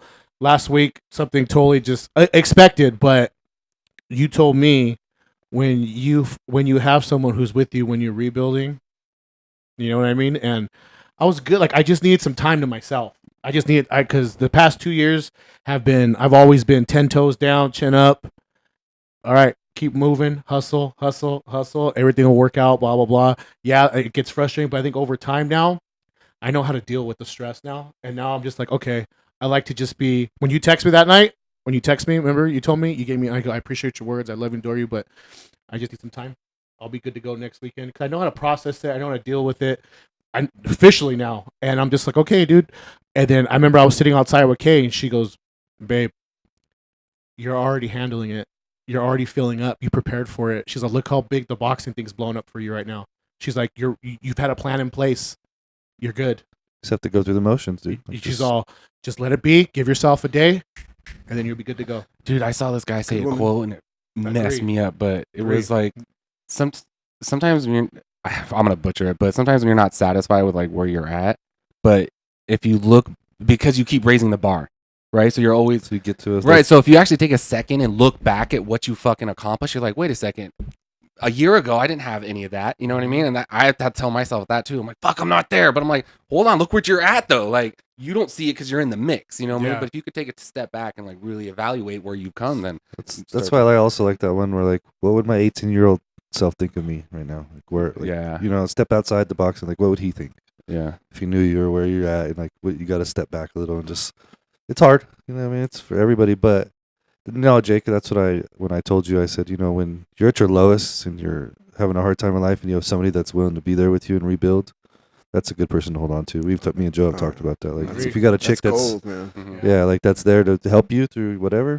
That's why I keep hearing a lot of these younger guys talk. You know, they all complain about the women, and the women are complaining about the men nowadays. You know, I don't. Nobody wants to invest in each other. So that's what I was just gonna say is like, dude, like me and Megan when we first met, she was like, let's build something together. You know what I mean? She was like my ride or die. So I was like, it just made sense. You know, like, but now like I don't see that. No, as like I have much. my little sister-in-law.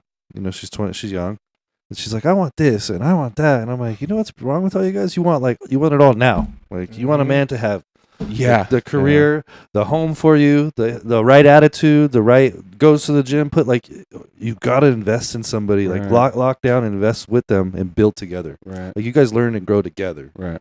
And when you're, you know, I'm thankful for my chick. I remember like when I first bought my first cannabis setup, Gabby went half with me. Right. Right. Half. Mhm. And look where it went. Yeah, yeah. You know what I mean? So Yeah. like in this business, she's helped me with Right. certain things. And like she's always there to help me with paperwork and do my stuff or if I call her. So like I guess on the other hand, she knows like, all right, I'm gonna help him invest in him and he's gonna make sure like he performs. And Right. so it's just something you carry with you when you have a team. Like it makes you more accountable too. Right. You know Right. what I mean, you can't let nobody down. Yeah, definitely. She like just the other day, I was sitting outside smoking a joint and just sitting there relaxing, and I was by myself actually, and I'm on the patio and I'm smoking a joint, and I go inside, I'm looking at my house, and I go in my man cave, and I'm like, you know, like just like you said, I'm like, I'm good, like I'm fucking good, I'm good, dude. Like I have a Yeah. beautiful home, I have a beautiful girlfriend, I'm good. I have beautiful friends in my life, like I'm good. You know, I don't need to be, like you said, it is what it is. Like take a step back, and you can't see it, but you step out of it. Yeah, it's a temporary thing, 100%. But you know, I'm good. I'm good. Why waste the energy Exactly. Why waste energy? You know, I was telling my buddy But Omar. you don't always know it's wasted energy, right? 100%. Because you did it one time, 2 times, and you keep Yeah, putting your freaking hand on the stove, Done. You're done. and something keeps driving you when those first few years until you figure out, hey, I better stop doing that. Yeah. But it's something that keeps driving that. It's like, wow, shut the hell up. Yeah, dude. I came to the point where I was sitting there and I'm just sitting there. I'm like, you know what? I have beautiful. As your life changes, so does your circle. I learned that, and like I said, I'm at a point where I'm grateful for everybody that's in my life who wants to be around me, who wants to, and people who, like I said, I was going through that time. I didn't get on social media at all. I was just by myself, just doing my workout. I took some time off of work, and even Kay was like, I feel like you have such a high expectation at work of you. She's like, just take a day. She's like, you're too many people expect things from you. You just need to be around people that love you for who you are. And then she goes, just relax. So, I woke up, my coffee was on my nightstand. I'm like, okay, went on the patio, just relax. She's like, do what you do, babe. Go to the gym, watch your movies as many times as you want, relax in the man cave, set up your statues. Just do you right now. And I said, okay. And then at some point I came to the realization, I was talking to my buddy Omar yesterday.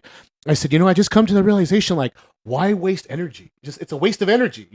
I can use that to invest that in things, my passion, or invest that into things I love or into people I love. So why even, why even dwell in it? And it took me a while to come to that conclusion, but from 18-year-old Jake to 40-year-old Jake, oh yeah. 18-year-old Jake said, why didn't you go murder him? And that's what he would have told you. But It took 40-year-old Jake now is just, I'm good. I'm fine. Oh, what did you say? God, Adam said you a long time ago on one of our old episodes. I'll get back to that fire. Where you put out multiple fires, like, I'll get to it.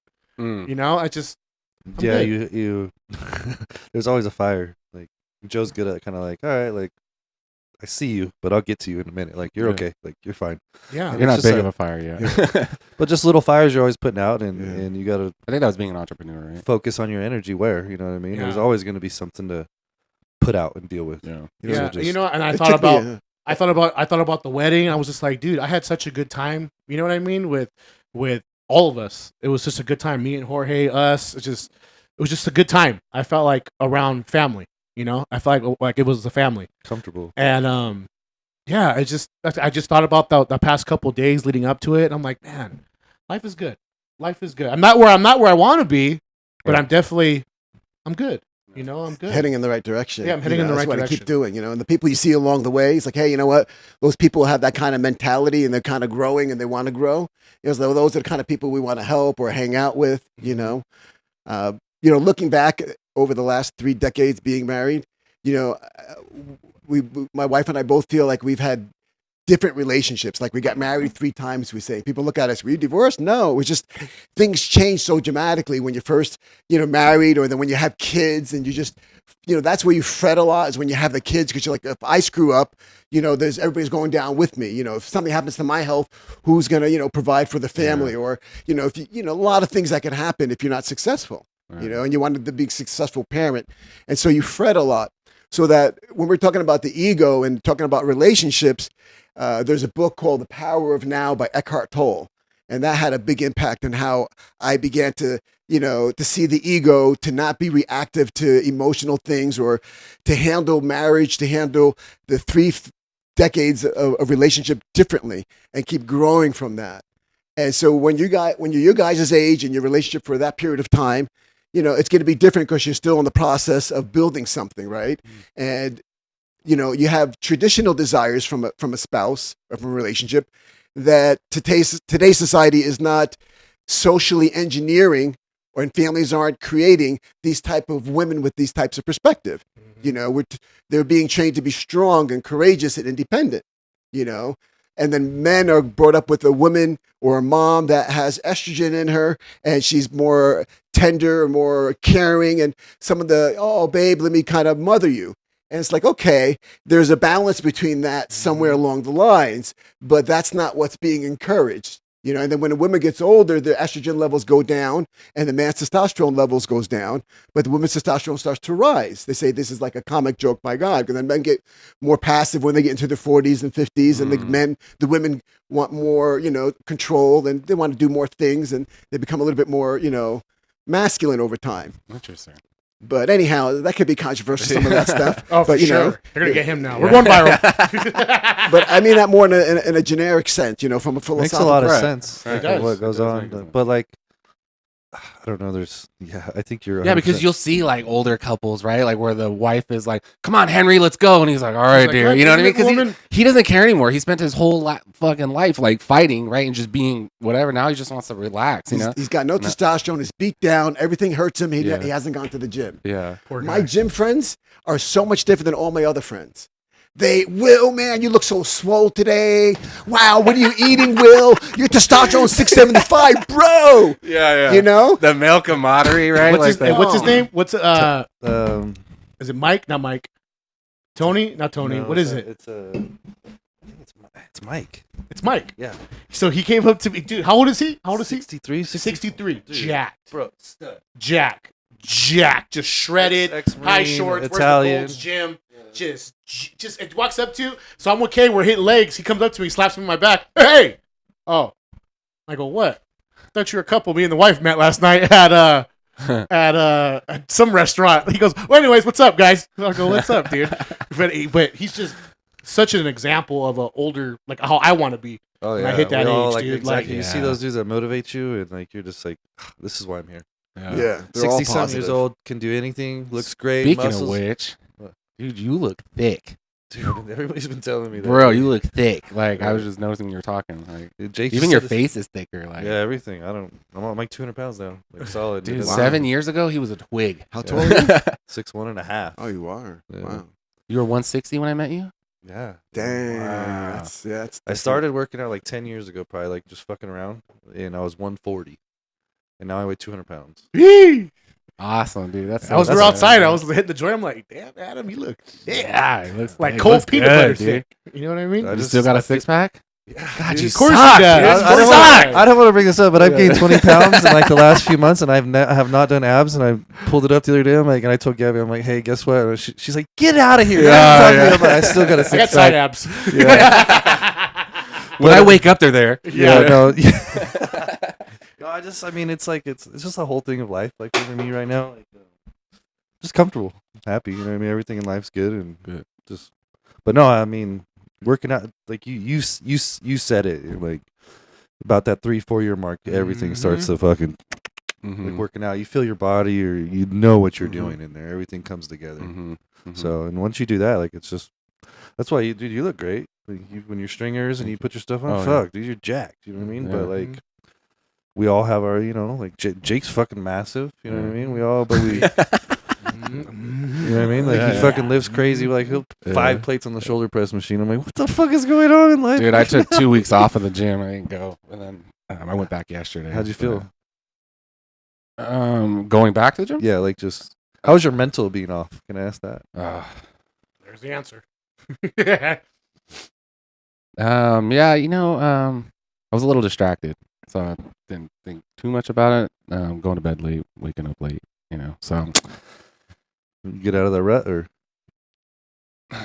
you know what? That dude Tim I was just telling you about comes by. Yeah. He came by like multiple times in 1 week, and then every time I see him, he's like, "You go to the gym?" And I was like, and I just walk out, you know, because I was like, "No," you know. And then I was like, "You know what, Joe? Get your shit together." But you know, things calmed down at home, and so I think I was able to kind of like clear-headed.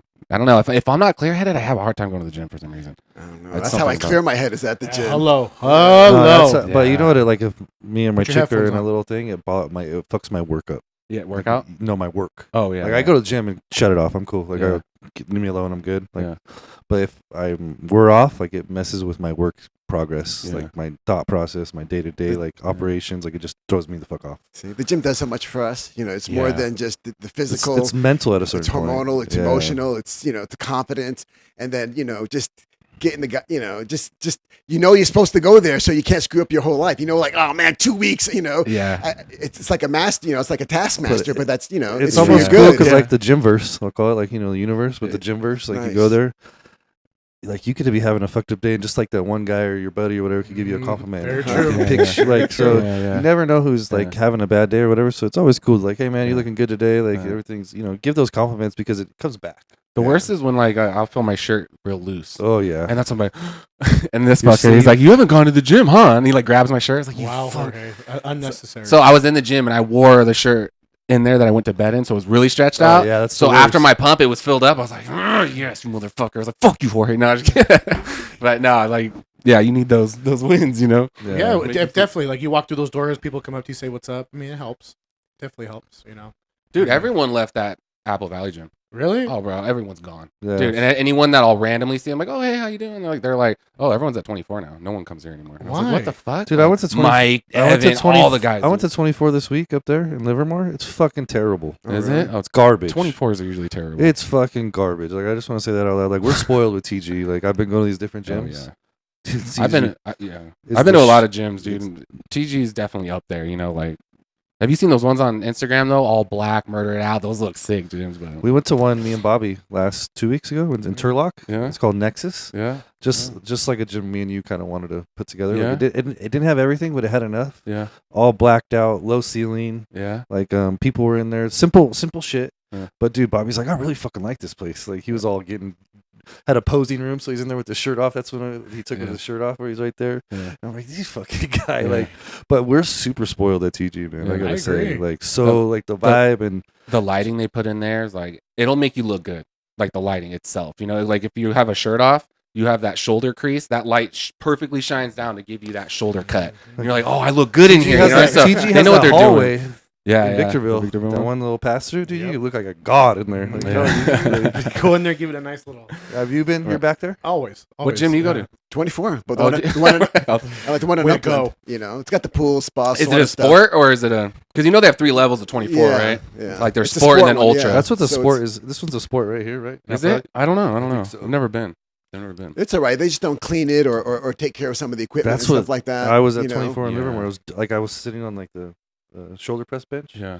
and I looked down and it's just dusty and dirty down on the Yeah. floor. Like that lady at Apple Valley, they wanted. Oh, yeah. She's out there cleaning. She's scrubbing. amazing. Yeah, yeah. Some That's like- a big thing. Some of my kids went to LA Fitness up the street, but they closed it, Yeah. and they're making it into one of those fancy gyms, like $200 and something a month. Lifetime? I'm not sure what it's called, Oh, but okay. it's real fancy in Upland, and up in the $200 colonies. a month. More than that, it was like $265 or something like that. What do range you it's gonna get be. from that?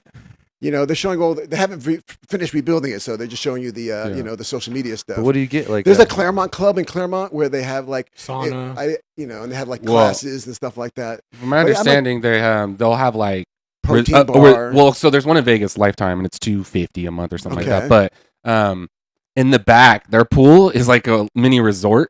So it's got a lazy river. It's got slides for that's kids. dope. Really? Wild. That's dope. Then Pain and gain. there's I like it. there's a level of like restaurants. You know what I mean? And like, all included in. yeah, it's a huge Yeah, building, it's dude. not like that. Dude, and then they have a Sounds rock great. climbing. Dude, there's so much Shit. massages. You know what I mean? So There you go. I want to experience this though. yeah, dude. They're I've talked to some friends. Can you who imagine what a have- day pass costs? Yeah, no shit, huh? What, 60? 80? Yeah, No, it's just like a joke, Disneyland pass. Probably It's $100, like- you know, just Yeah. for the day. Just to go to the gym is Where $25. luxury and fitness meet. We'll see. Oh shit. Yeah, but See, that's cool. But I'm good. This way they can avoid the riffraff. Yeah. That's what it's for. Oh, I get you. So you're back at Victorville, Jake. How is it over there? It's home. It's home. Yeah, It's home. I'm there. I'm there in the mornings before work. a lot of and then, people, huh? A lot of busy. It's busy. Yeah. Oh yeah. And then, cafes. but Saturdays, that. Saturdays and Sundays I've been going to Apple. Yeah. Oh, I noticed that. Yeah, I just like to be there. Quiet. It's quiet, not too busy. It's just quiet. Sundays? Saturdays and Sundays. Oh yeah. Like I saw Enrique yesterday. Came up to me and Kay, give me a hug. He's like, "Dude, I feel like we don't see you guys no more." I said, "We're at Victorville now, man." I said, Yeah. "But Saturdays and Sundays we like to come here. Yeah. It's peaceful. It's quiet. Nobody really bothers us. It's our area." Good old Enrique, man. But That like I guy's- said, Yeah. Victorville. I got my boxing there now, and I got the everything. I mean, shout out to Jake, man, for getting that boxing ring because it's really helping me out with bringing in people to train. Yeah. But he has everything now. He has 2 different heavy bags. He got 2 speed bags. Got a big ring. Oh, he's been putting more stuff in there. you just you need to get in touch with my cousin too, because he does a lot of the ordering. Yeah. So just tell him what you're looking for. Yeah. Okay. Tell him to Yeah, get a really sway bag, like certain things, dude. He could have a full functioning, but they could have a full functioning. They just don't fight know, team. so you just need to tell them. Like that's honestly, they'll whatever you need, especially if it's being used, they'll do it. Okay. I'm gonna tell him. So if you see him, tell him, hey, dude, Adam told me to talk to you because this boxing room needs some things. Dude, so many people are coming in like, hey, coach, blah, blah, blah. This is not like today I was in their training. Shout out Gifted, baby. Boy, Steve, we're working the pads. You're Killing working him. with Steve or Yeah, with if you're listening to Steve's son? this, check out Yeah, Gifted Steve's son's podcast. next. He's booking with me next. Oh, really? But Steve, dude, Steve was fucking just, he used to train at Thomas Danny's gym, Wild Man. Yeah. So we were working the pads. I said, damn, old man, we can move, huh? I said, okay, save it. He's all, what? I go, save it. We're going to go in the ring. So we're doing the pads. That boy was huffing win.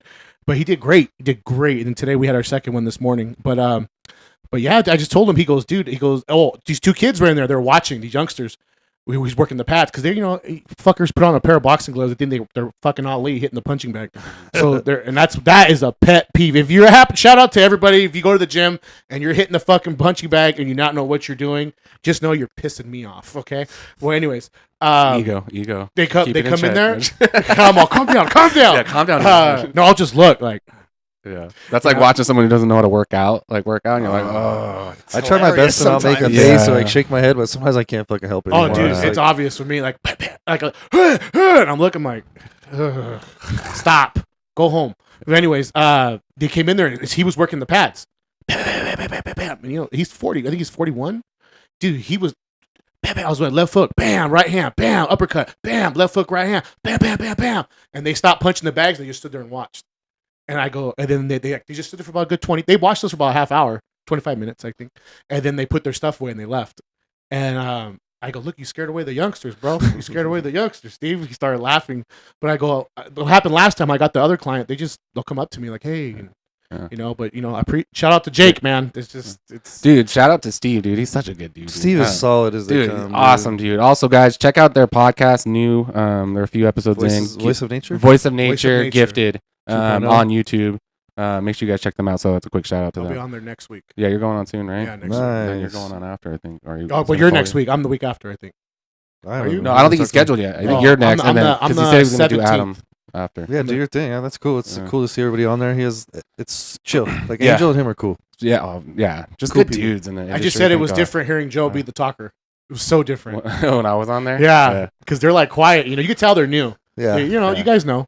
They were just so quiet, and it's just to see Joe talk. I'm like, this is interesting. That was the intriguing It's part. cool. Like Joe gets down because I've been around him at the Gravity and that that's his domain where he gets down. Like he knows what he's doing, talking. Well, you about. know how we were talking the other day about explaining things. Remember, like how I'm Yeah, good yeah. with it? We talked about that. So we hired a new extractor in the lab, right? And I let Jorge take lead. I was like, hey, watch over him, get him up to par. But I'll oversee, and then I kind of listen to Jorge, and he'll tell him to do something. And it was correct, right? He needs to do, but the dude, I could see in his face, he just didn't understand why. And then so I'd step in and I'd be like, hey, look, dude, I'm going to explain to you, break this down, Did he figure it out on his own? Like, No. I mean, I just wanted him to understand why he has to do that step. You know what I mean? And Jorge's he knows it. Like, it's so funny. Dude, did he come to the answer himself, or did you tell him? No, he wasn't searching for an answer. It was just Jorge already. Remember, it's got to stay in him. If he comes over, right. remember he said it. You guys are listening, man. That's Yeah, great. if he came to the conclusion, then it programmed. But if you have to tell him, Joe, Right. get him out of there. No, he's Danny V. Yeah. He's doing pretty good. Or Oh yeah. He's already an experienced extractor. So is he like, not with Rodney I no don't more have to- over there? No, they split up while back. Is Rodney still over? No, he's gone now too. He's Oh. not in the industry anymore. Is he around still? Yeah. He's I think he's doing plumbing now. So it's just the cannabis industry is tough right now, man. It's tough. Anyways, Danny came in. He's doing good. We're getting him trained up, so it's been a good trio. I think. Good so for far. you guys. I know you Yeah. guys need it. Like it's time Yeah. to expand, start spreading your wings there. Yeah. Well, we're getting more business, and it's time to step our shit up and go up to the next level. So More white label or But hiring a new employee, it's an investment. You know what I Yeah, mean? I for don't sure. need, like, and people think, oh, what, you're a business owner, you make millions. Shut up! Like, I have to invest a certain amount of time because our most expensive cost as a business owner is payroll, right? I mean, like Same. hands down, right? Like just salaries. When that comes around, you're like, fuck, it's a dent in the bank account, right? So if you hire another employee, but they're not doing the task you need them to do yet because you have to train them on these other stuff first, so you're like, I need him here because that's what's going to make me more money. yeah. But it Well, takes time, and I have to pay him weekly. It's almost to get like money. you're paying twice for time and money. Exactly. Like, so it's a double. it's like I'm paying for 2 Jorges right now to do the exact same thing. But it's like, I don't need you to be doing the exact same thing. I need you to move on to your own thing, you know? But I understand that. So that's why hiring someone new, especially what if they don't work out? And you just wasted all that money and they're gone. You know, like, So and you have to train I've someone been else. seeing Cam. Is he not around as much anymore? Is he on? No. He's a full-time Ventura now. Joe, for that's him. a big issue for in the legal field.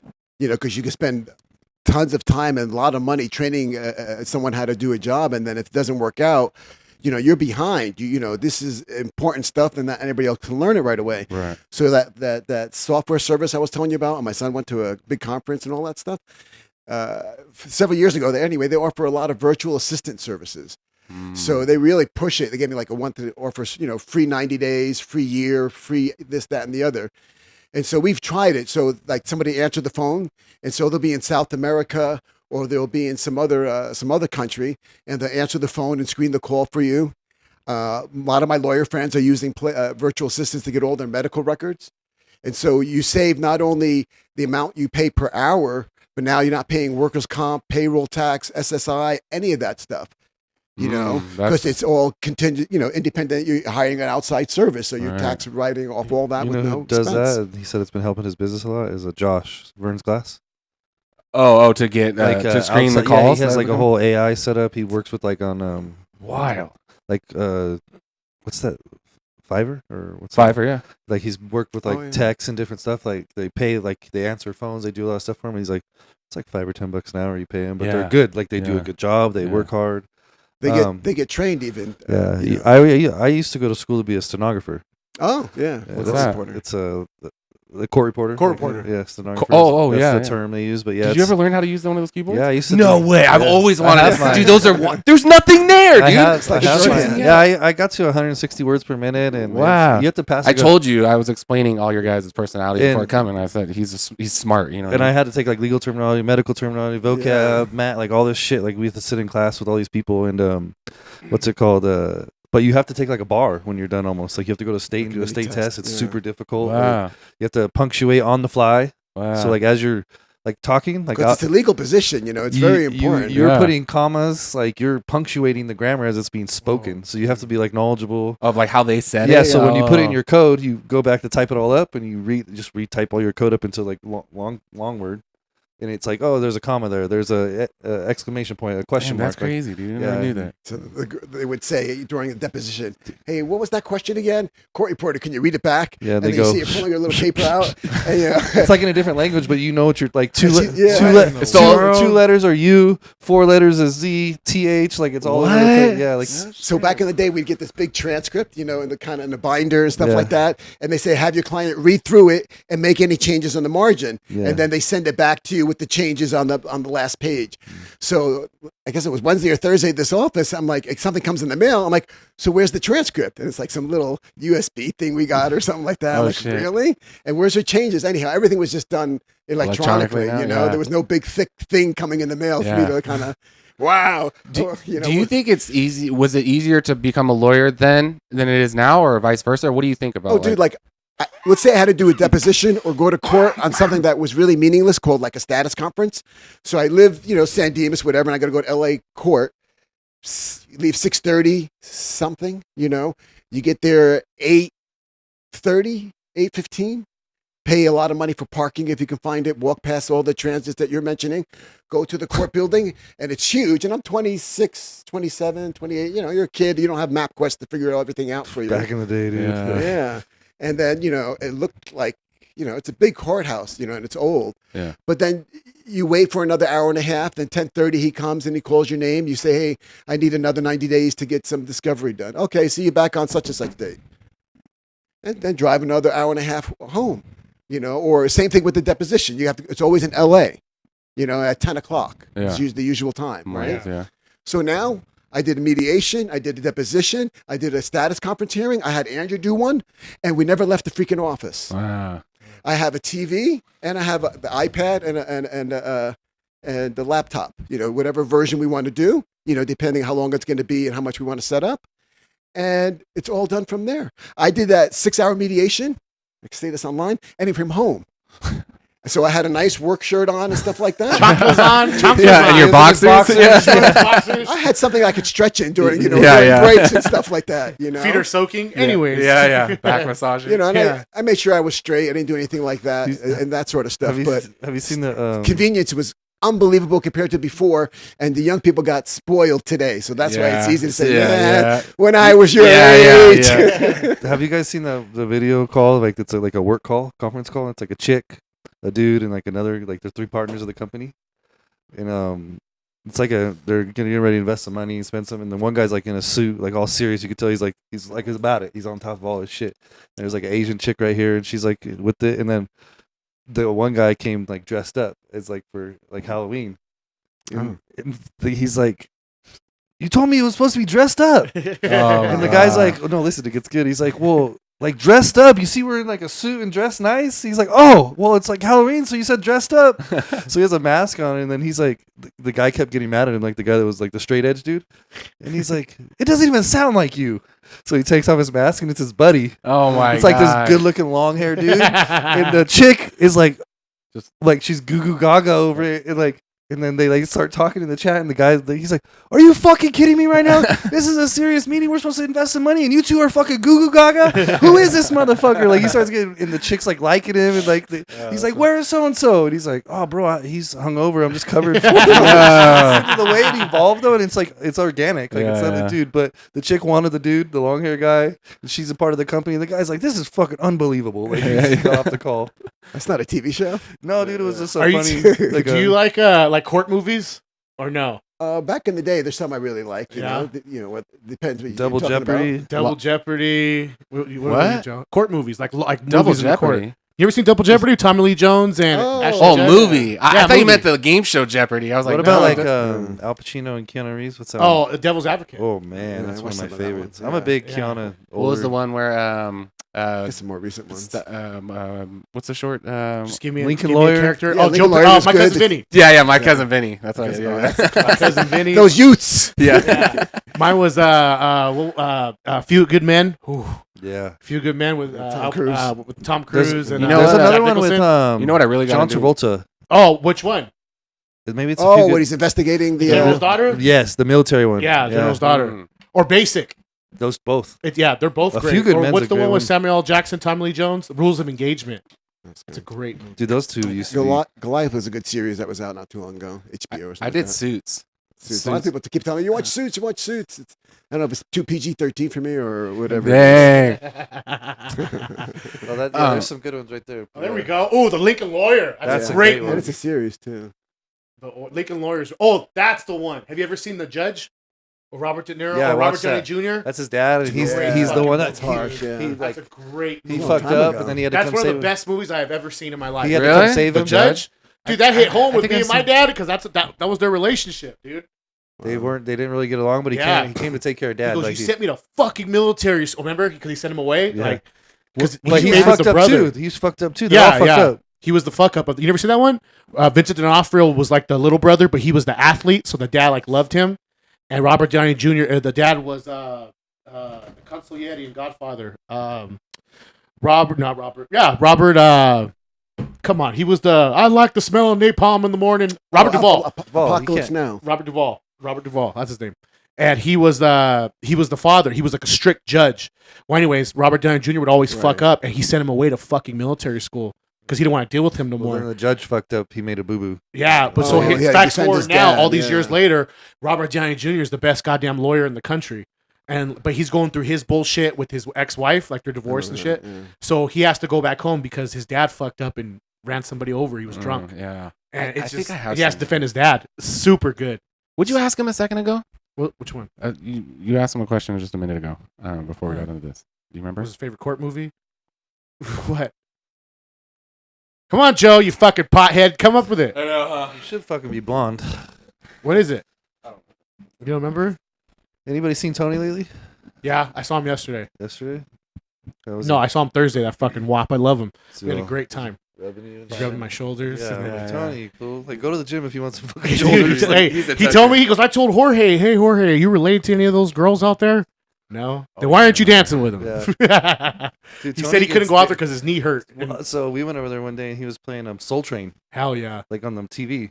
And it was so funny. He was cutting Gabe's hair. Gabe doesn't really he's not too reactive to things, just chill.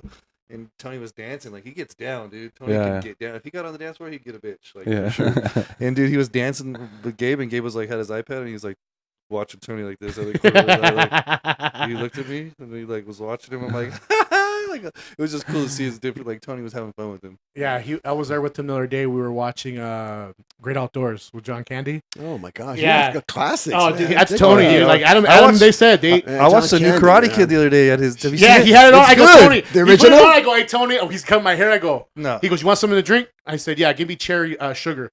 What are we watching?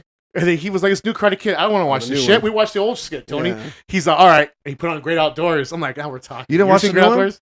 Great Outdoors is great. You haven't watched the new Karate Kid? Did you Yeah, watch? I watched a little bit of it at It's the not barber bad. shop. It's not bad, but I'm not a fan of the new shit. I'm just It's like, not bad. I watched it. I'm like, I this is like pretty old good. stuff. We put on Great Outdoors, man. Have you seen that one? Trains, planes, and automobiles. Oh, great movie. Yeah. Dude. It's got a documentary coming out about John Candy. Oh, really? Oh, yeah, really? about John Candy. It's Love called John I Candy. Like Myself, and it's he's the man, dude. John Dude. Candy was the fucking man. Every time you hear someone talk about him, tell a story, he was such a good dude. It sounded like. Well, you think about it, he's in every single one of our childhood movies. Yeah. You like Home Alone? He's in that. Yeah. You like fucking Rookie of the League, Rookie of the Year? Remember, he's in that. He You did like Home fucking- Alone for free too. Yeah, and it was all improv. Yeah. All improv. yeah. He didn't have a script. It was last minute. He's like, "I'll do it for you." And Yeah, he ended up fucking, being there all day or something. What was the one I was just talking about? Armed and Dangerous, Delirious, Great Outdoors, Stripes. I fucking love him in Stripes. Buck's my favorite movie. Oh, Uncle Buck. That's what my brother's name is. Yeah. Uncle Buck, Uncle That's Buck. I love that movie. Yeah. What? Close this bitch out. Bill Murray. Go for Bill it. Murray. Yeah. Oh, dude. Yeah. Have you seen Stripes? Come on. Yeah, yeah. Oh, dude, you seen 100 Stripes? times, yeah. Uh-uh. Put if me, you, and What Adam about- join the army. That'd be us. Yeah. Oh, hi. Yeah, dude, it's great. All the time.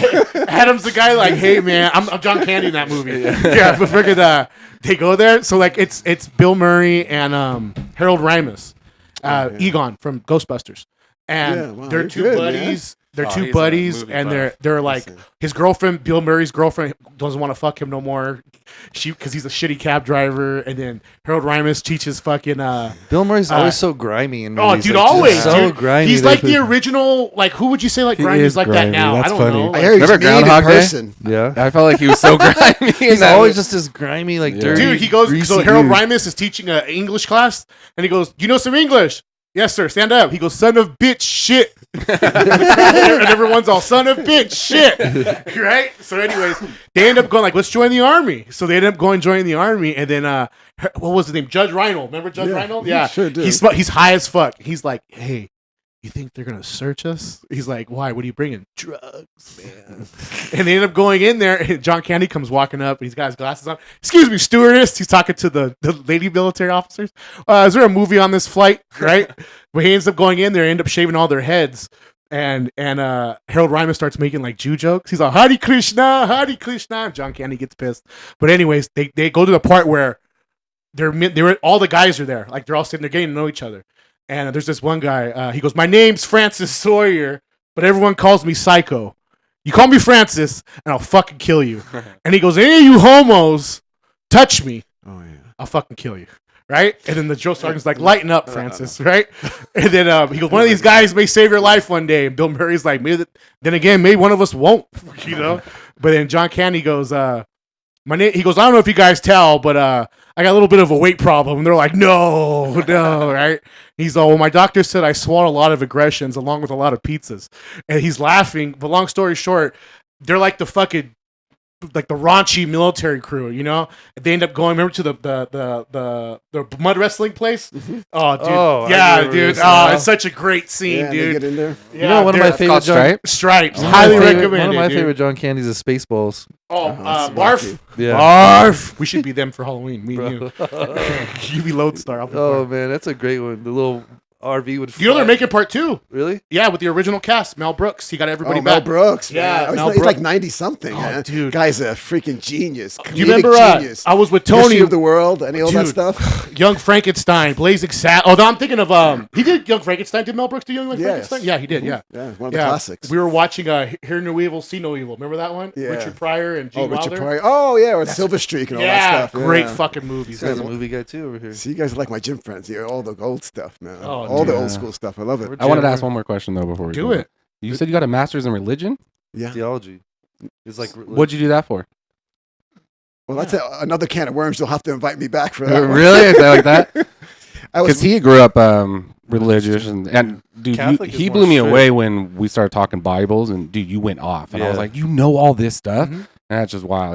I didn't know. I think he- Hole. when I'm he still schooled learning Josh. tons of new stuff Yeah. right now. when Frizzell tried to bring up some bullshit. Oh, yeah, James yeah, started yeah, schooling yeah. him on it. Yeah, I just like I said, when my dad got out of Folsom, my mom and my dad went hardcore. So into did you guys have to ministry. follow suit and study Yeah. and do all that? Yeah, type of like stuff? we were And- required. Like we had to get up, and we had to.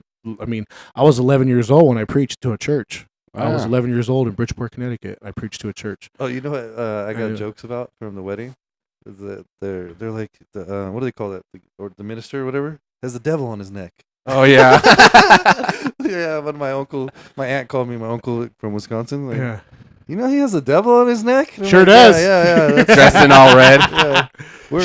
We're not worried about that right now. We've been together long enough. Yeah. yeah. They call me the sinister minister. That's what my cousin called me. The He's like, sinister "What's up, the sinister minister?" minister?" I'm like, That's a great name. yeah. But yeah, I was raised up in it. So my mom and dad, it was installed in me and my brother, and just like I said, we traveled we cut ties with family members because it was told of us to do so, and it was just different time. I grew up like studying the book, and that's why we talked about. I'm fucking cramping up right now. Leg day. We talked about like the end times when the nations of the world, Israel, like what, like about Revelations. Apologetics, Like I was taught well. Do you No. pretty well versed in the Bibles too, like that? Yeah, I know a lot of stuff. Yeah. You know. But you were also big on law of attraction too. Yeah. So you kind of mixed them together a little bit. I know. I learned them in different seasons of my life. And so I studied philosophy, whether it's Buddhism and any of those things associated with that. And then I studied Christianity, Christian history, I studied theology classes to get my degree. Theologian. But, I got into other areas of health, yoga, philosophy, and I began to, I taught at a mental health thing at Citrus College, and the teacher taught, all the different kind of religions. And I was able to kind of, bring in different things, Mhm. Wouldn't you agree that all religion is basically, they all have different versions of Jesus? They all call God the different thing, but yet to me, it's all the same thing. That you can break that discussion into bigger things and to kind of, because you can point out some distinctions, right, in all of it. Yeah. But my emphasis, after learning a lot and having a lot of head knowledge, is that my emphasis is always on practical application.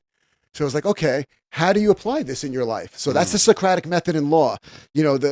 Say a burglary, you have to break down the law for burglary. I don't know how much time you have left. It says the breaking and entry of the premises of another with the intent to commit a felony therein.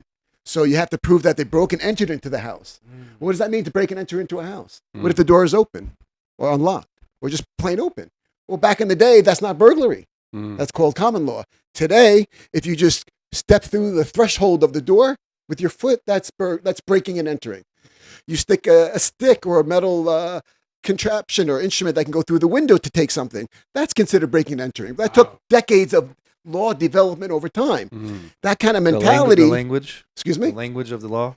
The application of it. Yeah. Because breaking and entering. So, like, how about I break into your bank account now? That's something completely different. We never studied breaking and entering into your banking account, but the law is designed in a generic way to put principles.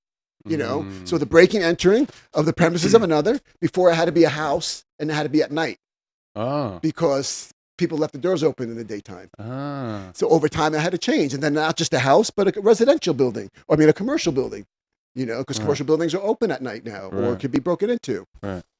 So Right. in theology, Right. it's like, it says, like I even taught a class in Bible school, and I would use an example, it says, thou shalt not lust. Well, what does that mean? So and I give them a test question. You're hanging out at you're hanging out at a restaurant with another couple. This girl walks in, scantily dressed, and, you want to look at it, and your wife's looking at you, or your friend is. Typical. For For sure, the friend is like, is that sin? At what point is it wrong?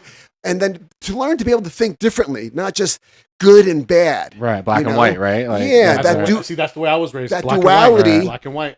So that duality, you almost have to kind of escape that and say, what's the higher good? How do I live? Like, so when I said, when you're walking towards goodness, like you want to eat good, you want to treat your spouse or friends good, you know, relationships is not about getting what you want from your spouse. It's about going towards a direction that's together, a mutual goal, right? And she's getting there on her own way. She's going to have a different set of desires and emotions and wills, and you have to provide for that and allow for that. At the same time, pointing towards a good, positive goal. When these goals go separate towards that, not towards the relationship, now you're doing, oh, I'm going to hang out with the guys, or I'm going to hang out with this or that. Now you're not walking towards the same thing. Right. But if you're walking towards the same goals, you want to keep feeding that to each other. But how do you apply these principles to keep going forward? Not, oh, I did this bad thing. Now I have to go through confession. Now I have to go through repentance. Now I have to go through this big process of putting myself down, condemning myself for sin, and then try to make a change. That's not what the Bible says. The Bible says that sin in the word in Greek is to miss the mark. It's when the archers had to have an archer and they had to aim, and when they missed, that the Greek word was considered was sin, right? Without getting into the languages, right? And so what do you do when you miss the mark? Whether you didn't do good at the gym, you didn't have the best conversation with your girl, you didn't get the report A that you wanted, or whatever it is, right? What do? Do you say, ah, shit, I suck? The ego steps in, and the ego does what? Keeps condemning you, right? The ego says, oh, you didn't try hard enough. You're not a good enough person. You're an F up. These are all the thoughts that Eckhart Tolle's book will help you see those words, see the attack coming. He calls it the silent witness. When you can sit back and hear that voice trying to screw with you, and you don't respond to it, and now you're not responding to your wife who said that what you perceived was a loser. Or you perceived was an insult from your friend. Like, no, I'm not going to see it that way. And you catch yourself in the middle of wanting to react. The emotion rises, and now the words don't come out of your mouth. But it's not organic like you're a free person. It's, I see it, I'm going to stop. And then weeks and months, it's called the dance. So when you don't do your step of the dance, she doesn't do her step of the dance. And over time, not only do you learn not to restrain yourself, but you see it in slow motion, and you say, oh, I'm not going to do that. In fact, that's not even good for her. I'm not helping her go towards the goal. I'm not helping my friend go towards that goal. I'm just going to react, and because they hurt my feelings. Now you create a circle and you go round and round in your life. You're not progressing anymore because you got offended. When you get offended, your emotions are wounded, and now you're a victim and you're blaming them for something. When you're offended, that's because you lack the maturity. And when you see that, you're like, oh, so now sometimes I want to help my friend not be offended by me. I want my wife's emotions to give her, help her not feel that way. So it's not necessarily when you get older having a relationship as much as learning to manage relationships. Give it what it needs to grow and to foster. If you don't make enough deposits, why are you taking withdrawals? You just going golfing all the time? Where's your deposit? You didn't go out Friday night and take her out to a nice dinner, then go golfing on Saturday. So you're not thinking towards a common goal. That's not how you think towards a common goal. So that's Christianity, right? Love your wife like yourself. So, humble yourself. All that stuff's Christianity, but it's also how you think positive, how do you get what you want unless you're doing good for others, right? You want other people's success, and success will come to you. That's the law of creation. Right? So when you say everything's kind of the same, it's like, well, from a higher transcendent place it is, but most people need religion just to get through life. Yep, that's true. Right? 100%. And these, like, if you study the triangle by the self-actualization by his name will come to me, right? So the bottom of it is security, right? If you don't have security, you can't think about faith and going to the gym or being extra healthy. You're trying to survive, right? Then the next phase is like community. You need people around you in order to feel secure, and then you need food, clothing, shelter. And there's Abraham Maslow. Okay, the triangle of actualization. This is what we're all striving to do with that religion. At the top of it is self-actualization. When you become your full potentiality, you reach who you're supposed to be. That's where you meet God. So the more you change in the inside, the more you recognize how God operates. And God is not some distant thing in a cloud, and it says the kingdom of God is within you. That begins to make more sense because as you grow as a person, you connect with God organically. Oh, there's Abraham Maslow's self-esteem. So on the bottom you have what?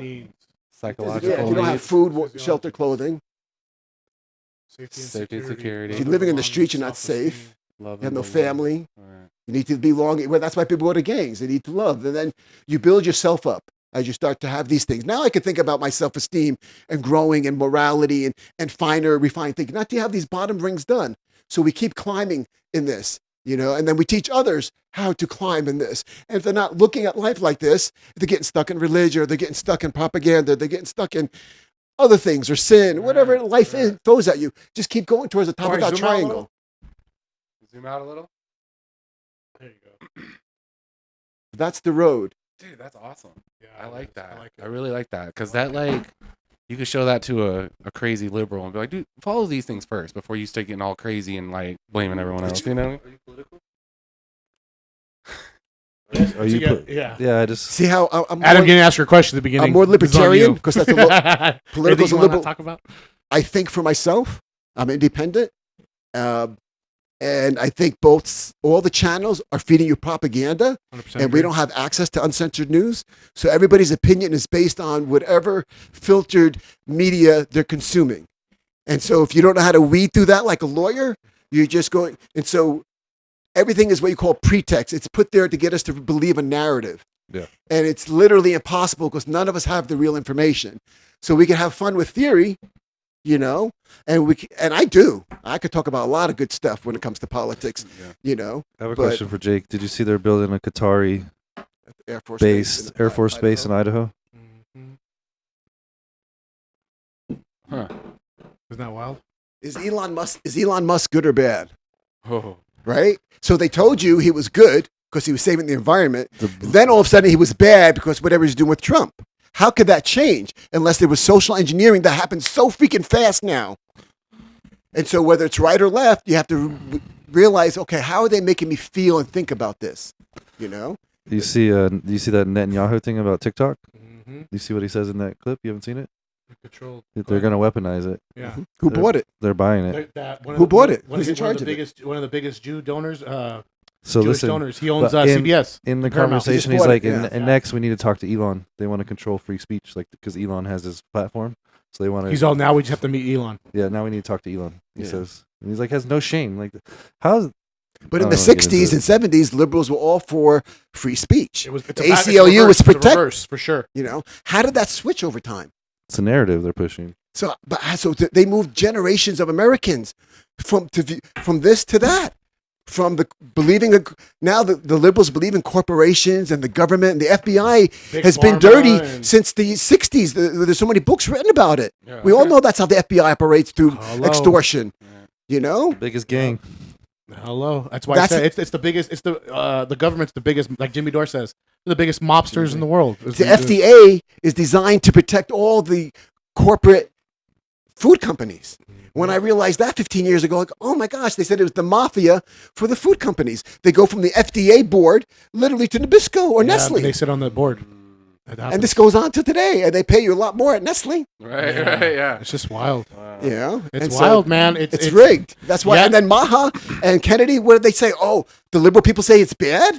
How could you want to clean up food and be bad? Or women's rights, all the stuff that in Europe 20 years ago they were making different products for women's cosmetics in Europe than they did in America. You never heard anything about that when it comes to women's rights. Right. Same thing with all kinds of stuff with the other health things for men, women, and things like that nature. I guess you are political, huh?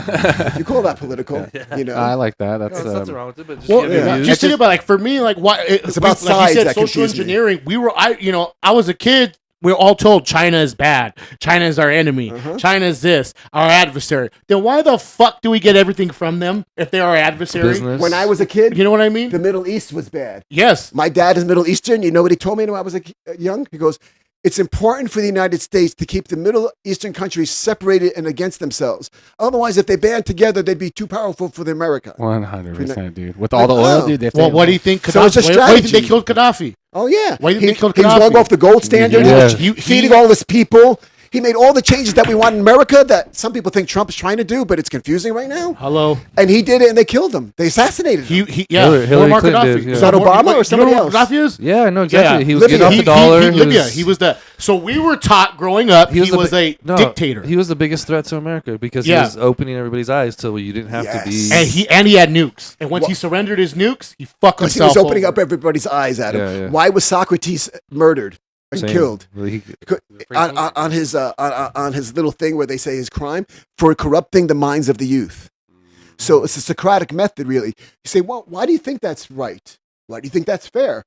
Well, where'd you get that idea from? And then you keep following it, and people cannot come up for logical, rational reasons for what they believe in. And then you make them feel foolish, and then they hate you. So it's like, okay, you don't want to always expose that and lose all your friends. Right. You know, but that happens to Yeah, the best of us. going back to Gaddafi, he was going to unite Africa Yes. with their The old whole gold, continent. with their old gold, and they weren't gonna no more U.S. dollar, no more petrodollar. They had the oil, they had their own gold. He was gonna unite the countries, and his first fucking flaw was giving up his goddamn nukes. Because once he gave up his nukes to show like, hey, blah blah blah, that's when they fucking started bombing him to deliver fucking freedom. And now it's a failed fucking state. And those fucking pimps, Barack Obama and Hillary Clinton, who are responsible for it, like they're just living life. And the whole point was he was trying to break away from the banking system, and they were literally that close to doing it. They were gonna do it until everything went to shit. And we went down there and gave him some good old fashioned American freedom, and All right, team. it's just wild. I'm sad we have to end there, but is great. Good one. episode got long. Will? so thank you. Great time. Thank you for coming up, on. giving us your Great time. Great conversation, Appreciate man. I Yeah. appreciate it. Thank you I for enjoyed coming. all I you guys. appreciate Thank it. you. Hope you had a good time. Wise man. The wise man who taught the wise. Yeah, man. yeah, very The wise. wisest man. Wiser of the men. Ladies and gentlemen, from the A to the Z, from the ring to the streets, Hey. this is the World Talk Podcast. Good night. I got nothing. Good night, guys. You got your cousin here. Your uncle. Calm down. Real quick before we close out, too. Also, That was a good closeout. You better edit this, dude. No. If you guys need any law firm Advice. accidentals or whatever, and you guys need a good lawyer, go ahead and you can hit up Will's law firm. It's called Sage. Sage Law Firm, Yeah. SAYEGH. My cell number, call it anytime, any hour, 909-896-1235. Damn. Damn. Heard it here first. Thanks, guys. Have a good night. Good night, everybody. Thank you.